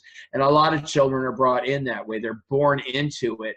But a lot of them wake up. She was one of them that woke up. When she saw what was going on, she's like, I don't want to be a part of this. You can just kiss my ass. I'm leaving. Of course, she can't say that in public, but she quit the Illuminati. A lot of people have quit the Illuminati, mostly women. Well, isn't that one of the main reasons that she split up from Cruz, right? Yeah. Well, that's actually another thing. No. She really wanted a heterosexual husband. And I'm sorry, I got a runny nose. And it's funny because one time we were on let's call it a conference call. It was me and Victoria Beckham, Jennifer Aniston, Penelope Cruz, Katie Holmes. It was all the girls. I call them my girls, my Hollywood girls. Okay, and we're talking because that was right after this specific group of non-physical reptilians who were attached to everybody. They were all arrested. There were like 310,000 of them. They were all arrested. And we were talking about that. And I told them, look, let's just wipe out all the evidence that they were ever here, forget about them, and move on with our lives. And I told Victoria Beckham, I was like, you deserve a husband that will celebrate you.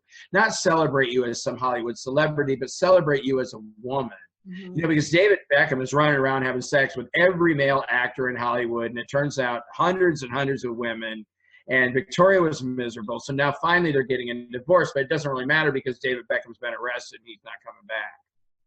Victoria, I believe, is living in England. Okay. But the funny thing was, I'm sorry, back to Nicole Kidman.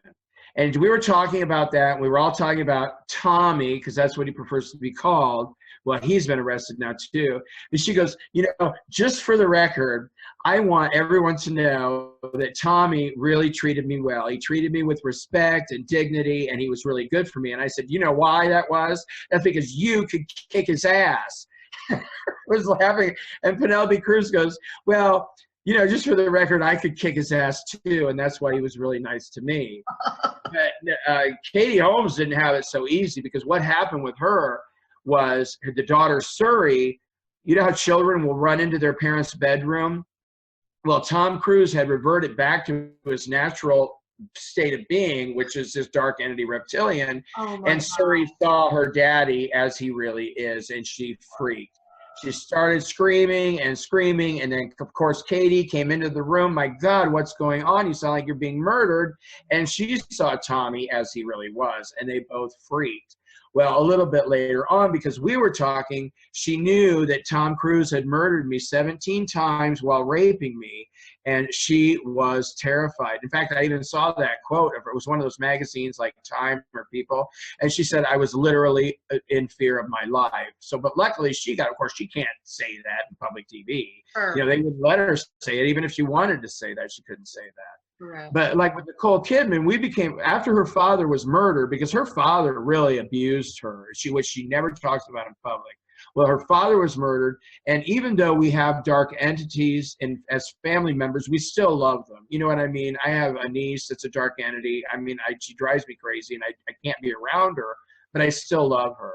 Right. But after her father was murdered, he was arrested by the Galactics and taken off. Well, one of the things, he decided to move into the light, and he tried to serve negative karma. And because he changed his behavior, he was allowed to send a message to Nicole, but she wasn't able to receive it because, they can't. So they sent her father sent the message to me. And then I called Nicole and I said, hey, I just talked to your father. he gave me this very detailed message to give to you. And then, and then I gave her the message. And that was one of the things that really brought us a lot closer together. But we have really been through a lot. Tory, question. So for the simple fact that, you're seeing this other reality. I mean, basically people can just talk to you and go, hey, Tory, can you tell me, what's going on with such and such a situation, and what their sacred light is, and what are you feeling? You can just pull that up right away.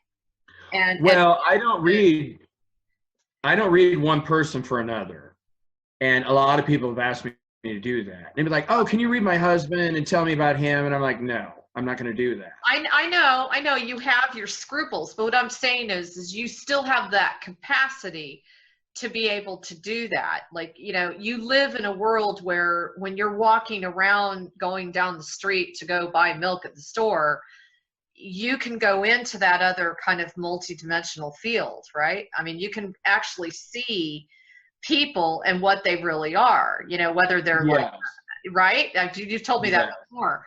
So you mean if I bump into somebody on the street that's not human? Right. Yes. Oh, definitely. Yes. Okay. Definitely. So how are you able to, because this is a question I get from the listeners is, well, how does Tory know that these guys are arrested when they're still on the media, they're still on TV, they're still showing up to PR events, they're still supposedly walking the street? What would be your response to that? What are you seeing? Well, one of the things I do is monitor the clones. And right after the 819 were arrested, all of a sudden there was a population of 1,347 clones on the planet. And there have been, I believe, a total of 56 clones of George H.W. Bush. And 36 clones of George W. Bush, and the list goes on. Not all at once, because with them, a lot of times they get killed or they're in an accident or whatever, and the clones burn out, and now the vibrations are so high. And so one of the first things, like, for example, but the first thing that happens is I get an overwhelming feeling. Like, this goddess that I talked to, Pomona, because I was doing angel readings and stuff, but I was having it done for me. And Pomona came in from heaven, and she said, it's over. It's over. Those who need to drink human blood and use technology to appear human, it's over. And I'm like, okay, that's great. And I'm like, well, what does that mean? Yeah. And because I learned the hard way that a lot of times when the galactics or heaven, they tell me, like it was back on Friday night of last weekend, this is happening now. Well, in my mentality, I think, okay, it's happening now. This very minute, it'll be over in 5 minutes. Well, it doesn't work that way because there's a translation between dimensions.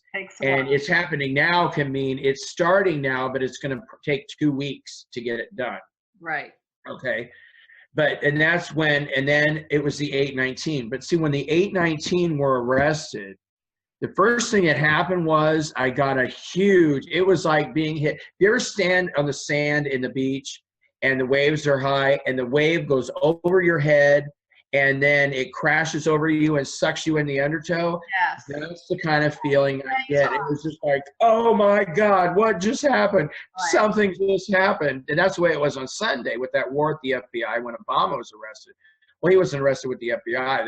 They killed the two directors, the benevolent agents. And it's just like, oh my God. And see, like when it's a perfect example because I'm riding back, my friends wanted me to go to this show in Indianapolis.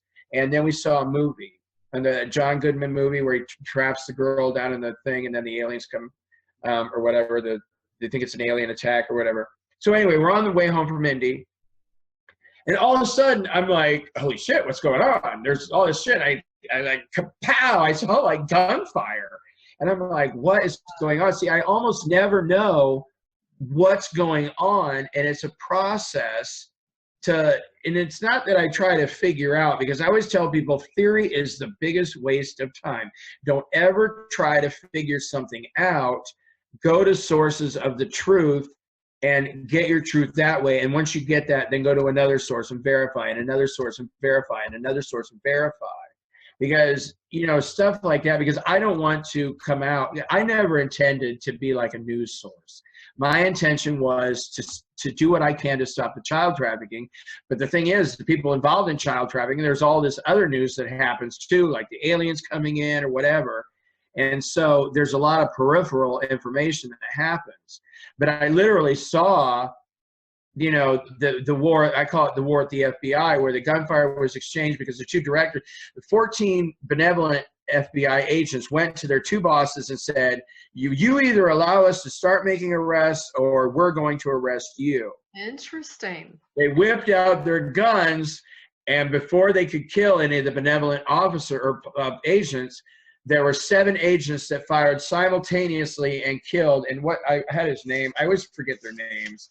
It was Robert Mueller was one of them that died, and then the other guy, Giuliano. I can never. It's something F. Giuliano. I can never remember his name. And these are the good guys. These are the no. Those are the two bad guys. Bad Giuliano guys. and Mueller were the two bad guys. See, I have it around here somewhere, but I always forget people's names. That and there's just been so much that's been good. Mark F. Giuliano. Where did this take place?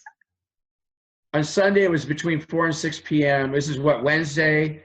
That's what, 3 days ago? And but also, where though, Tory? Where? Do you know? All I know is in the Washington, D.C. area. I didn't really do a full, because there's not enough time for me to research. And see, like, I knew that 18 children, on last Friday, I knew they were bringing 18 children because of my process and what I go through every day with child trafficking. I knew that 18 of the children were being brought to Indianapolis, so I called the police. And I said, look, they're going to bring in 18 children, and they're going to gang rape them, and then they're going to kill them at this location. And the first thing out of their mouth is like, well, how do you know this? And it's like, okay, here we go. Because every time you go to how do you know this, you're speaking to people that have no idea what's possible. Absolutely. They believe what they're told to believe, and they can't understand the way I see evidence, the way I connect to evidence. Right. And, you know, like I talked to a bunch of attorneys today because it appears that I'm going to be sued.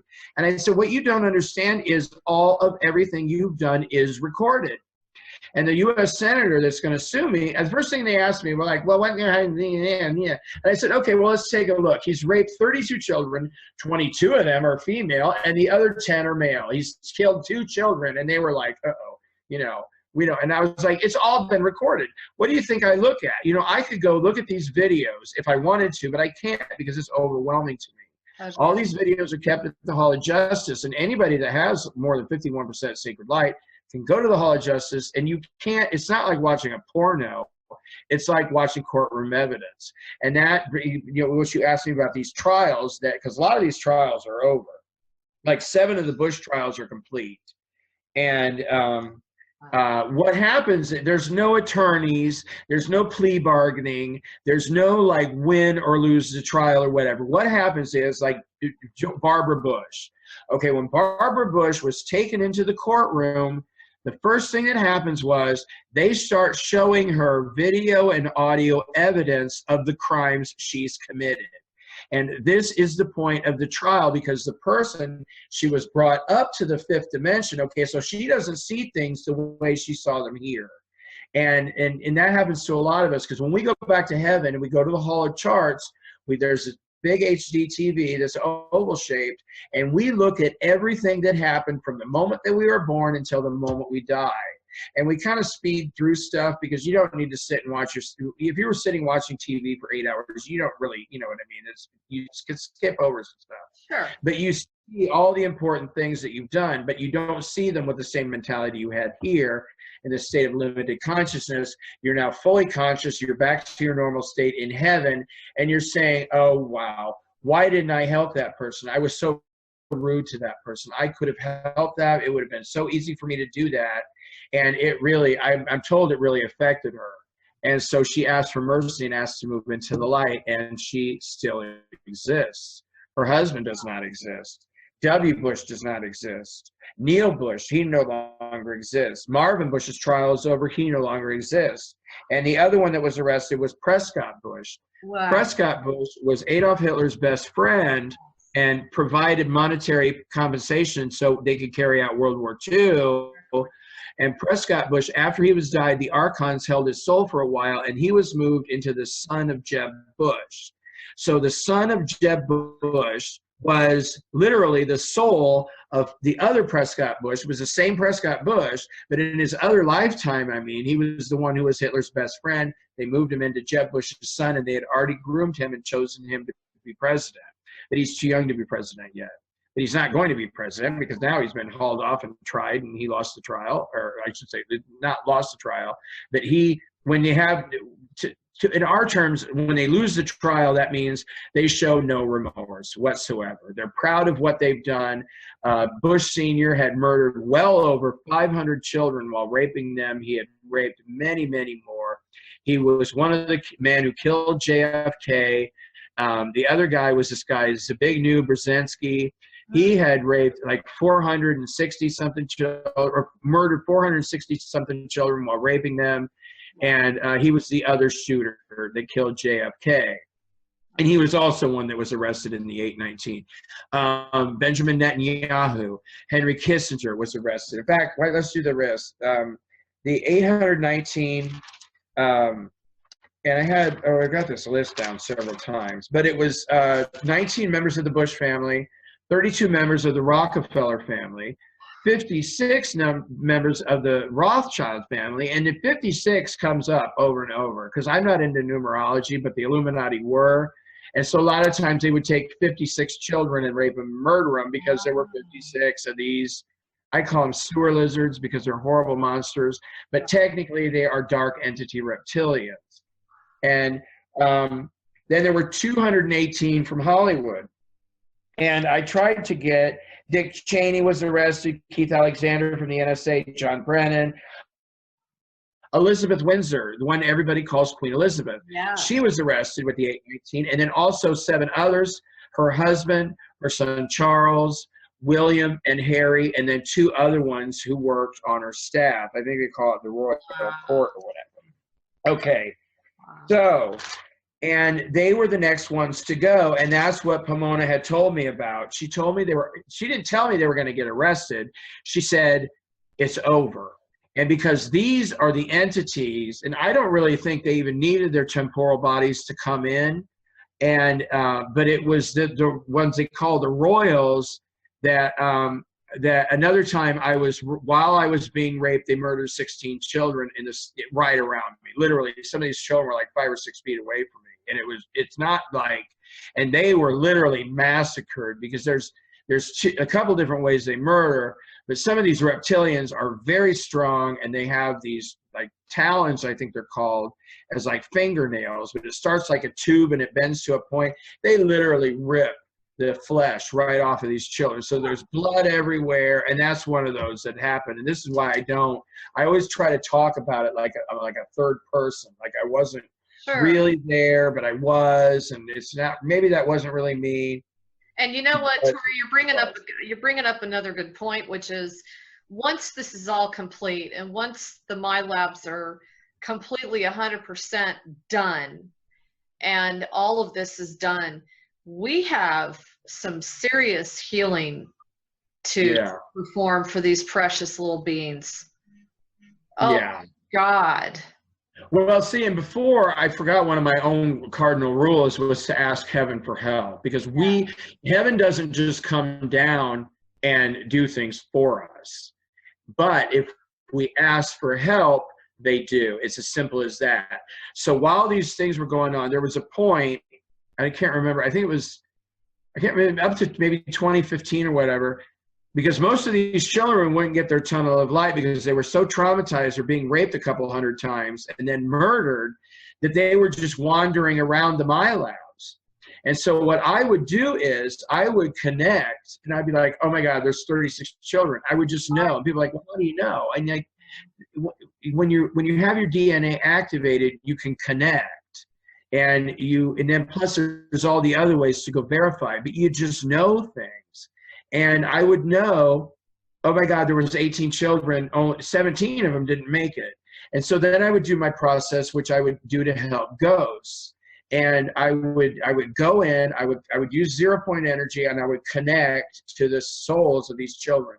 Now, technically, they're called discarnate souls, because a discarnate soul is somebody, dark entities are always taken and put somewhere else.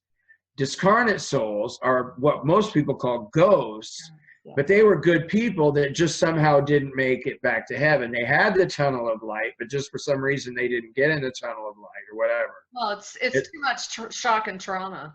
Yeah, well, That's sometimes isn't it what they say? They say that if you blow someone up, or they die a really severe, horrific death, it's like one of the worst things that could ever happen to them, because not only is their soul fragmented, but they have a very difficult time getting back to heaven.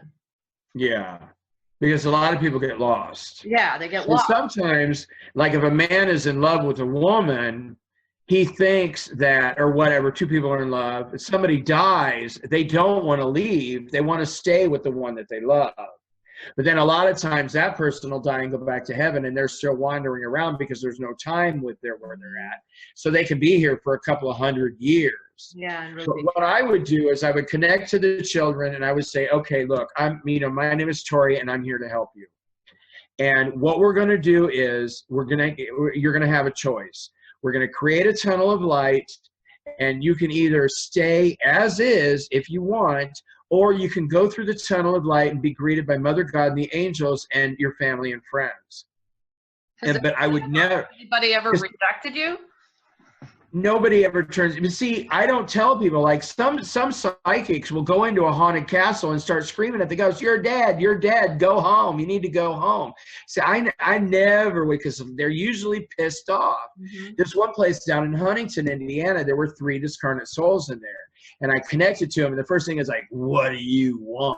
And it's just like, okay, here we go. And it's like, and then just matter of factly tell them, we're here to give you a choice. And we're going to create tunnels of light for you, and you can either stay as you are and you can exist as you have been, or you can go through the tunnel of light. And in that case, 2 of them went and 1 of them didn't. But because I had already connected to him, later on, then we went down to this other town, and the soul contacted me. I could hear him. He goes, "Oh, I should have went. I should have went." And I could feel the connection there. He was trying to contact me. So we once again created another tunnel of light for him to go home. But that was back to the children. When I was doing that, then I was starting to seriously overload, because when I would connect to the children and talk to them, because a lot of times they would say, "What happened? What's going on?" And I was like, "Well, let's not talk about that now." Because they were so traumatized, to then start talking about, "Oh, well, hey, these bunch of monsters came in and they did this to you and that to you." I just avoided that whole thing. And I would say, but what would happen is I would start to overload. And this one time, Dick Cheney had it set up that once the children were murdered, well, I don't think this can be done anymore. I'm sure it can't. But once the children were murdered, they were used in the Archon way, they trapped the souls. Because these beings used to be able to take the souls of children and put them inside themselves. But they can't do that. I don't know how they did it. But it was like, well, one time in this exercise, John Brennan, this other guy that's from CIA, I pulled 267 children out of this man. And once again, we had the tunnel of light, and I was literally pulling children out of this man. And they were just going up, just like pew, pew, pew, like fireworks. They were going up, just really rapid. They can't do this anymore, right, Tory? Well, I don't think they can manipulate. The vibrations are too high for this type of behavior to occur, because the vibrations keep going up and up and up and up. We're going into, like they call it, heaven on earth, and none of this nefarious activity will be able to exist. It just won't be able. And that's what we're going through right now. That's why these people are being arrested, because they can no longer exist. And it's going in order of vibration. And that's why, well, last Sunday it was Obama, Biden, 4 CEOs, and 7 military men. It had reached the point in time where they all basically had the same vibration, so they all went. And like with the reptilians that came in, their vibration was so low. You know what? We didn't really have to go through the same processes that we did with the Dracos. It was so much faster and so much easier. Good. And because things have changed so much. But I was literally going nuts. And one night, Dick Cheney went around to every My Lab and picked up. But right after he'd pick up those children, I would connect to him. I would pull the souls of like 16 or 18 children out of him and send them up. And it was like a video game. I was chasing him around, and it just got to be too much. And I freaked out after it was all over, and I started crying. I said, I can't do this. Right. It's too much for me, because when you're connecting to the children, you're witnessing the way they were raped and the way they were murdered, and that's too much for me. Because it's absolutely. And I just asked Mother God for help. I was like, I don't know what to do. And my hand wrote out, ask angels. And I snapped, and I was like, why the hell didn't I think of that before? And I contacted the entire angelic kingdom, and I said, look, we all need your help on this planet. I want to know if it's possible for you to take care of each and every child's soul, and when this is going on, that you can be right there to hold the children's hand to help them and get into the tunnel of light and go home. And the answer was yes. And so from that moment on, I didn't have to go into the My Labs and collect the children and help them get back to heaven anymore. That the angels have now done that ever since, and that's really helped my sanity. I bet. And I think the 918, that's a 9. 819, yeah. 819, that's a 9, which is interesting. So okay, so first of all, how long have we been on? Because I totally lost track of time. I don't know. Such a great job. I think we started at 3:30, right? No, 2:30 or 3:30? 3:30. I think about 2 hours. Yeah. So we're getting close to the end. But one of the things that I just want to clarify, so you're basically saying the Bushes, the Rockefellers, the Rothschilds, Cheney, Netanyahu, a lot of these major players have gone down.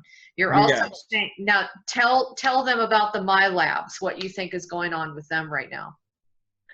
Well, I kept getting the message that all military bases are going to be closed down next. But I don't like to delve into the future because, like I've said many times, it's not like heaven doesn't just come down and tell us stuff. Sure. But since I've been so involved in so many things, usually while something is happening, just after something has happened, that's when you know what I mean? Because a lot of times, especially when you're under attack, you can't, connect to the truth. You can't really do anything because you're under attack. Right. Because they're using weapons on you or whatever. So that's why I like to wait and sort things out. But since, I also had another list. And also 12 from the Vatican went out. But see that, the other thing I was going to ask you.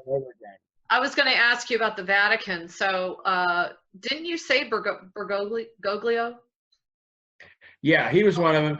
But the main pope was that Nazi war criminal, Ratzinger. Joseph Ratzinger, the one that nobody could even stand to look at. No. And he was, and then Bergoglio, and then 10 others. And now they have this guy that's running because the Bergoglio has a clone. And see, that's one of the things to verify was Obama, Barack and Michelle Obama were supposedly in Cuba watching a baseball game because Michelle Obama's still here. And I'm like, Michelle Obama's not going to go into Cuba. There's no way. So I pulled up the DNA. It was Obama clone number 9 and Michelle clone number 3 that were sitting at that video game. But see, clones are synthetic beings that are physical, but they have no soul. And so they don't react the same way people do. And that, there was like Chris Hemsworth clone. He's been arrested, but Chris Hemsworth home. It's like I connected to him without trying to because he was going crazy. And I thought, well, he's been arrested. What's going on? But there was such a strong, I was sodomized 316 times by Chris Hemsworth. Ew. And none of it was my choice. But the clone kept saying, after all I did for him, you know, referring to me, this is the way he treats me. Because one of the last times I talked to Chris Hemsworth, I told him to get the hell out. I was like, you're a murderer. And I just snapped and I started screaming, you're a murderer, because he was a Nazi war criminal and had murdered almost all these actors were infused, which is a process, but they were infused. Like Chris Evans, his other half had murdered over 17,000 people in Austria in World War II. Jeez. Okay, but we don't see that because what we see is the pretty face. Right. And a lot of them are really, really polite and they're really nice. And we don't put two and two together until we take a deeper look. Like Bill Clinton, everybody loved Bill Clinton. Everybody hated Hillary because she was such a bitch. You know, they were both arrested, by the way. But Hillary's clone is the one that's out. But Chris Hemsworth's clone went crazy. So and is there any talk about the clones like shutting down so that people can actually see that this is really truly taking place?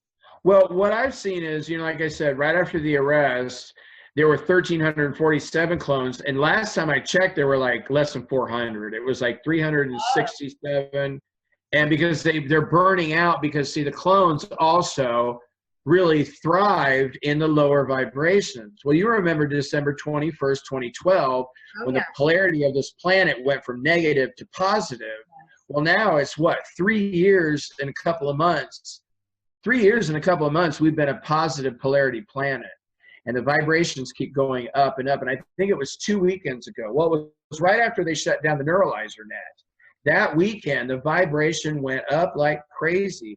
But they had this weapon in Washington, D.C. that went out like a laser beam, which connected to the satellites, which was broadcasting. It was just like in the movie Men in Black with a neuralizer pen, except it was on all the time. And it was this neuralizing energy that affected everybody's brains. And this is why a lot of people don't believe, you know, people from other planets. They think people are all humans. And you know what I mean? They can't connect to reality is because every time they do, bam, they're connected to this neuralizing energy. It takes a lot to overcome that. You know, it takes a lot. There's not a small percentage of people that, but now that's all even turned off. So now even more people are just starting to be able to see the truth. I want to comment on that. So the neuralizer net, you and I spoke, was it last Friday about that? That's when it happened? That's when you had done something similar but different. You were involved in something different. I was called to do something very similar, and that was on Wednesday night. And it was to lower the blockage net around people's ability to make money. Wow. And that was the most profound. What I saw and what was done was just incredible. And it was successful. And then I called you up and I was all excited. And I said, oh my God, you know, and of course they say the same thing, that it takes a while for what happens in the etheric to transform physical. But I just want everyone to know that these truly are happening. These are happening on the inner plane, and they are starting to unfold for all of us. We should start feeling a little more ease, and I can feel the load of these beings off the planet. There's no question. And can you confirm when the arrests went down? The big one, wasn't it right around, I put a video out about it once I was sure, but I was thinking it was either right after Christmas, like maybe right after New Year's. It was right around the holidays sometimes. I'm pretty sure it was. It might have even been between Christmas and New Year's. I'd have to go back and check. But I have just been absolutely flooded, and it's harder to get tiny details of something. When something big happens, it's like, okay, this just happened. Right. But to go back and say, well, you know, what was the shoe size of the guy that killed the other guy? You know what I mean? Right. Those details are there, but they're a lot harder to get to, especially when you're, and today it's just been constant because they did not want us to have this. Well, I know we're getting to the top of the 2-hour mark, but I do want everyone to know this is a tough subject. It's a hard topic. It's even hard for me to like have to sit here and listen to this. you know, the part about doing these types of things to Tory and the children. But at the same time, we're being called to kind of face the realities and convert these negative atrocities into the light. You know, this is why we're here. We're here to convert, transfigure, transform, bridge. This is the key words that are going on right now amongst the emissaries of light. And I just really wanted everyone to know we are making phenomenal progress. And one of the reasons is because of Tory Smith. I know all of you out there are doing your bit. I know there are so many phenomenal healers out there that write into me and tell me some of the work they're doing. That helps Tory, that helps me, that helps all of us get where we are today. So it isn't just about Tory, it isn't just about me. But I really, Tory, I want to thank you again, because I know you've taken so much crap from so many people. I mean, I know I've taken crap because I interview you, but the bottom line is, I know your heart is pure as they get, and I'm grateful. I don't know how many times I can say thank you for how dedicated you are. And what I would like to say to people is, what they want to see evidence is to once again create that intent to be able to see and know the truth. But a perfect example of this is Jeb Bush was selected to be the next president. And all of a sudden he dropped out of the race. Yes. And, you know, because even CNN had declared that the race was going to be between Jeb Bush and Hillary Clinton. And but you know why? It was Jeb Bush's clone was failing.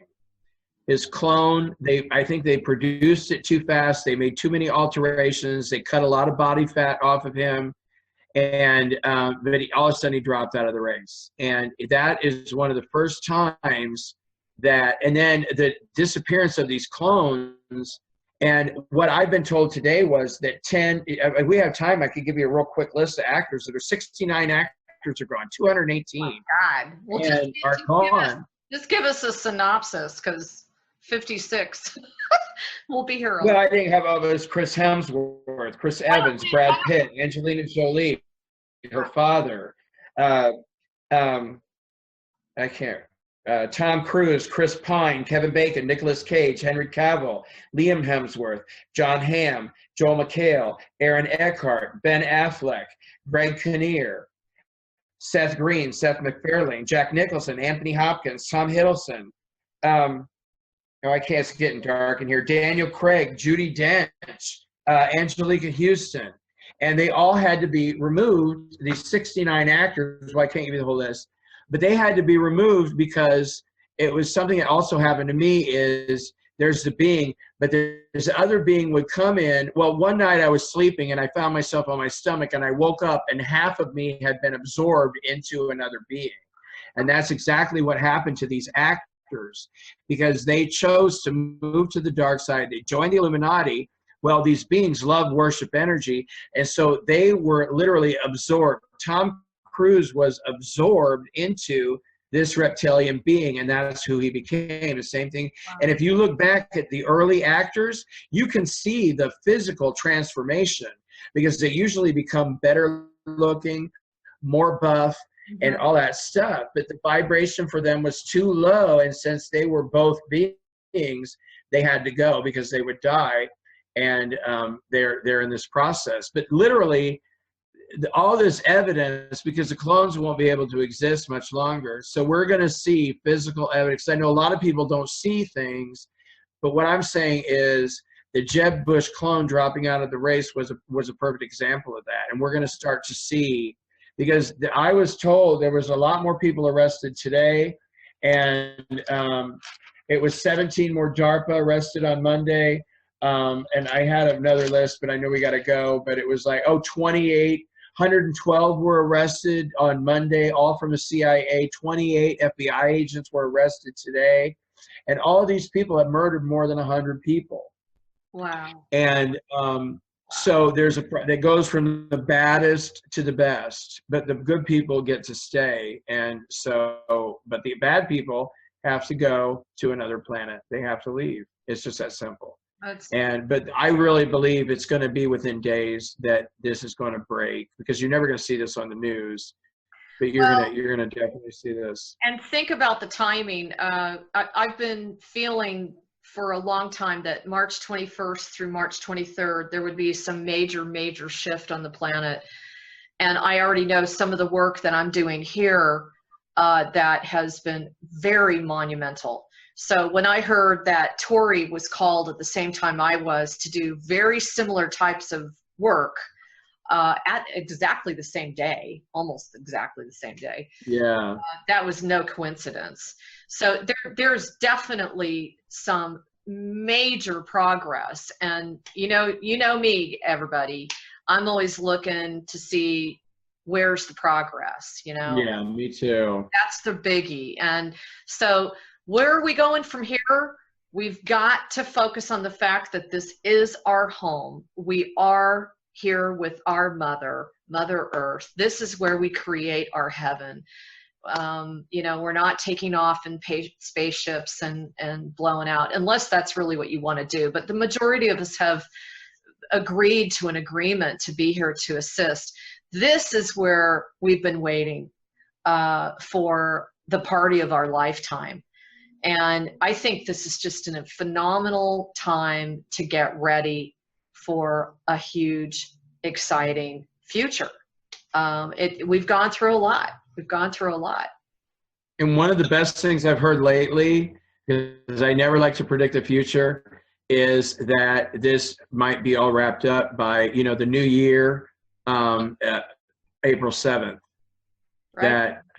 They want this, that is supposed to either it's a false message that I just really want to hear, or it's the really truth that's coming in, because I kept saying, well, wouldn't it be great, I was talking to my spirit guys, wouldn't it be great if we could wrap all this stuff up and get rid of the temporal so we wouldn't be attacked anymore, that all this, and we could start a new year, we could start a clean new year by April 7th. And they kept saying, yes. And so, but I, like you, focus on the good stuff. And, because these people that have been arrested constantly attacked me. And when they were gone, especially Dick Cheney, and he was here like several times a week. And, right after his arrest, I never saw him again. Right after these 819 were arrested, I didn't see them again. I have not seen them since. And to me, every day that goes on without them coming into my home is a blessing. And that's, just another way to know the truth is, okay, they're not coming in. They can't stop. And I told God the other day, I was like, it's almost like if they were dying and they had one more breath of life, they would still try to attack and murder somebody with that last breath of life. And I'm like, what the heck? Why is that? And the answer was, that's the way they're taught from birth. That's the way they're taught to be from birth, to constantly bring harm to other people. Well, and as one woman reached out to me a couple weeks ago, it is also our duty, I feel, to look at these dark souls and remember that they're just as much a part of this entrapment as we have been, and really dig deeply in our hearts and our souls for compassion. That does not mean that they're not going to serve whatever it is that they have to serve. But, resentment and hatred and hostility are not going to serve us. We've got to keep raising the vibration on this planet, because as we continue to do that, less and less of this garbage is going to affect us. So, yeah. Anyway, Tory, thank you. I love you. I love you too. And everyone stay tuned. I just found out I'm going to be interviewing David Icke next week. Oh, wow. Yeah, so stay tuned for that. And we will see you on the other side. As always, check out our world-renowned implant removal process. It is life-changing. We also have a phenomenal new phase called Guardian Protection Initiation. It has really assisted me, especially with the DARPA chips and stuff. And as always, check out my alchemy. Anyway, stay tuned. You can also send us some emails. We'll forward them over to Tory, but at this time he really wants to lay low. He just really doesn't want to be bothered with a lot of correspondence and readings. But if you feel it's really urgent, we will pass it along to him. Okay? So everyone, have a wonderful rest of your day, and I hope this finds you with joy and promise and excitement for a new future. Talk to you later. Bye. Bye.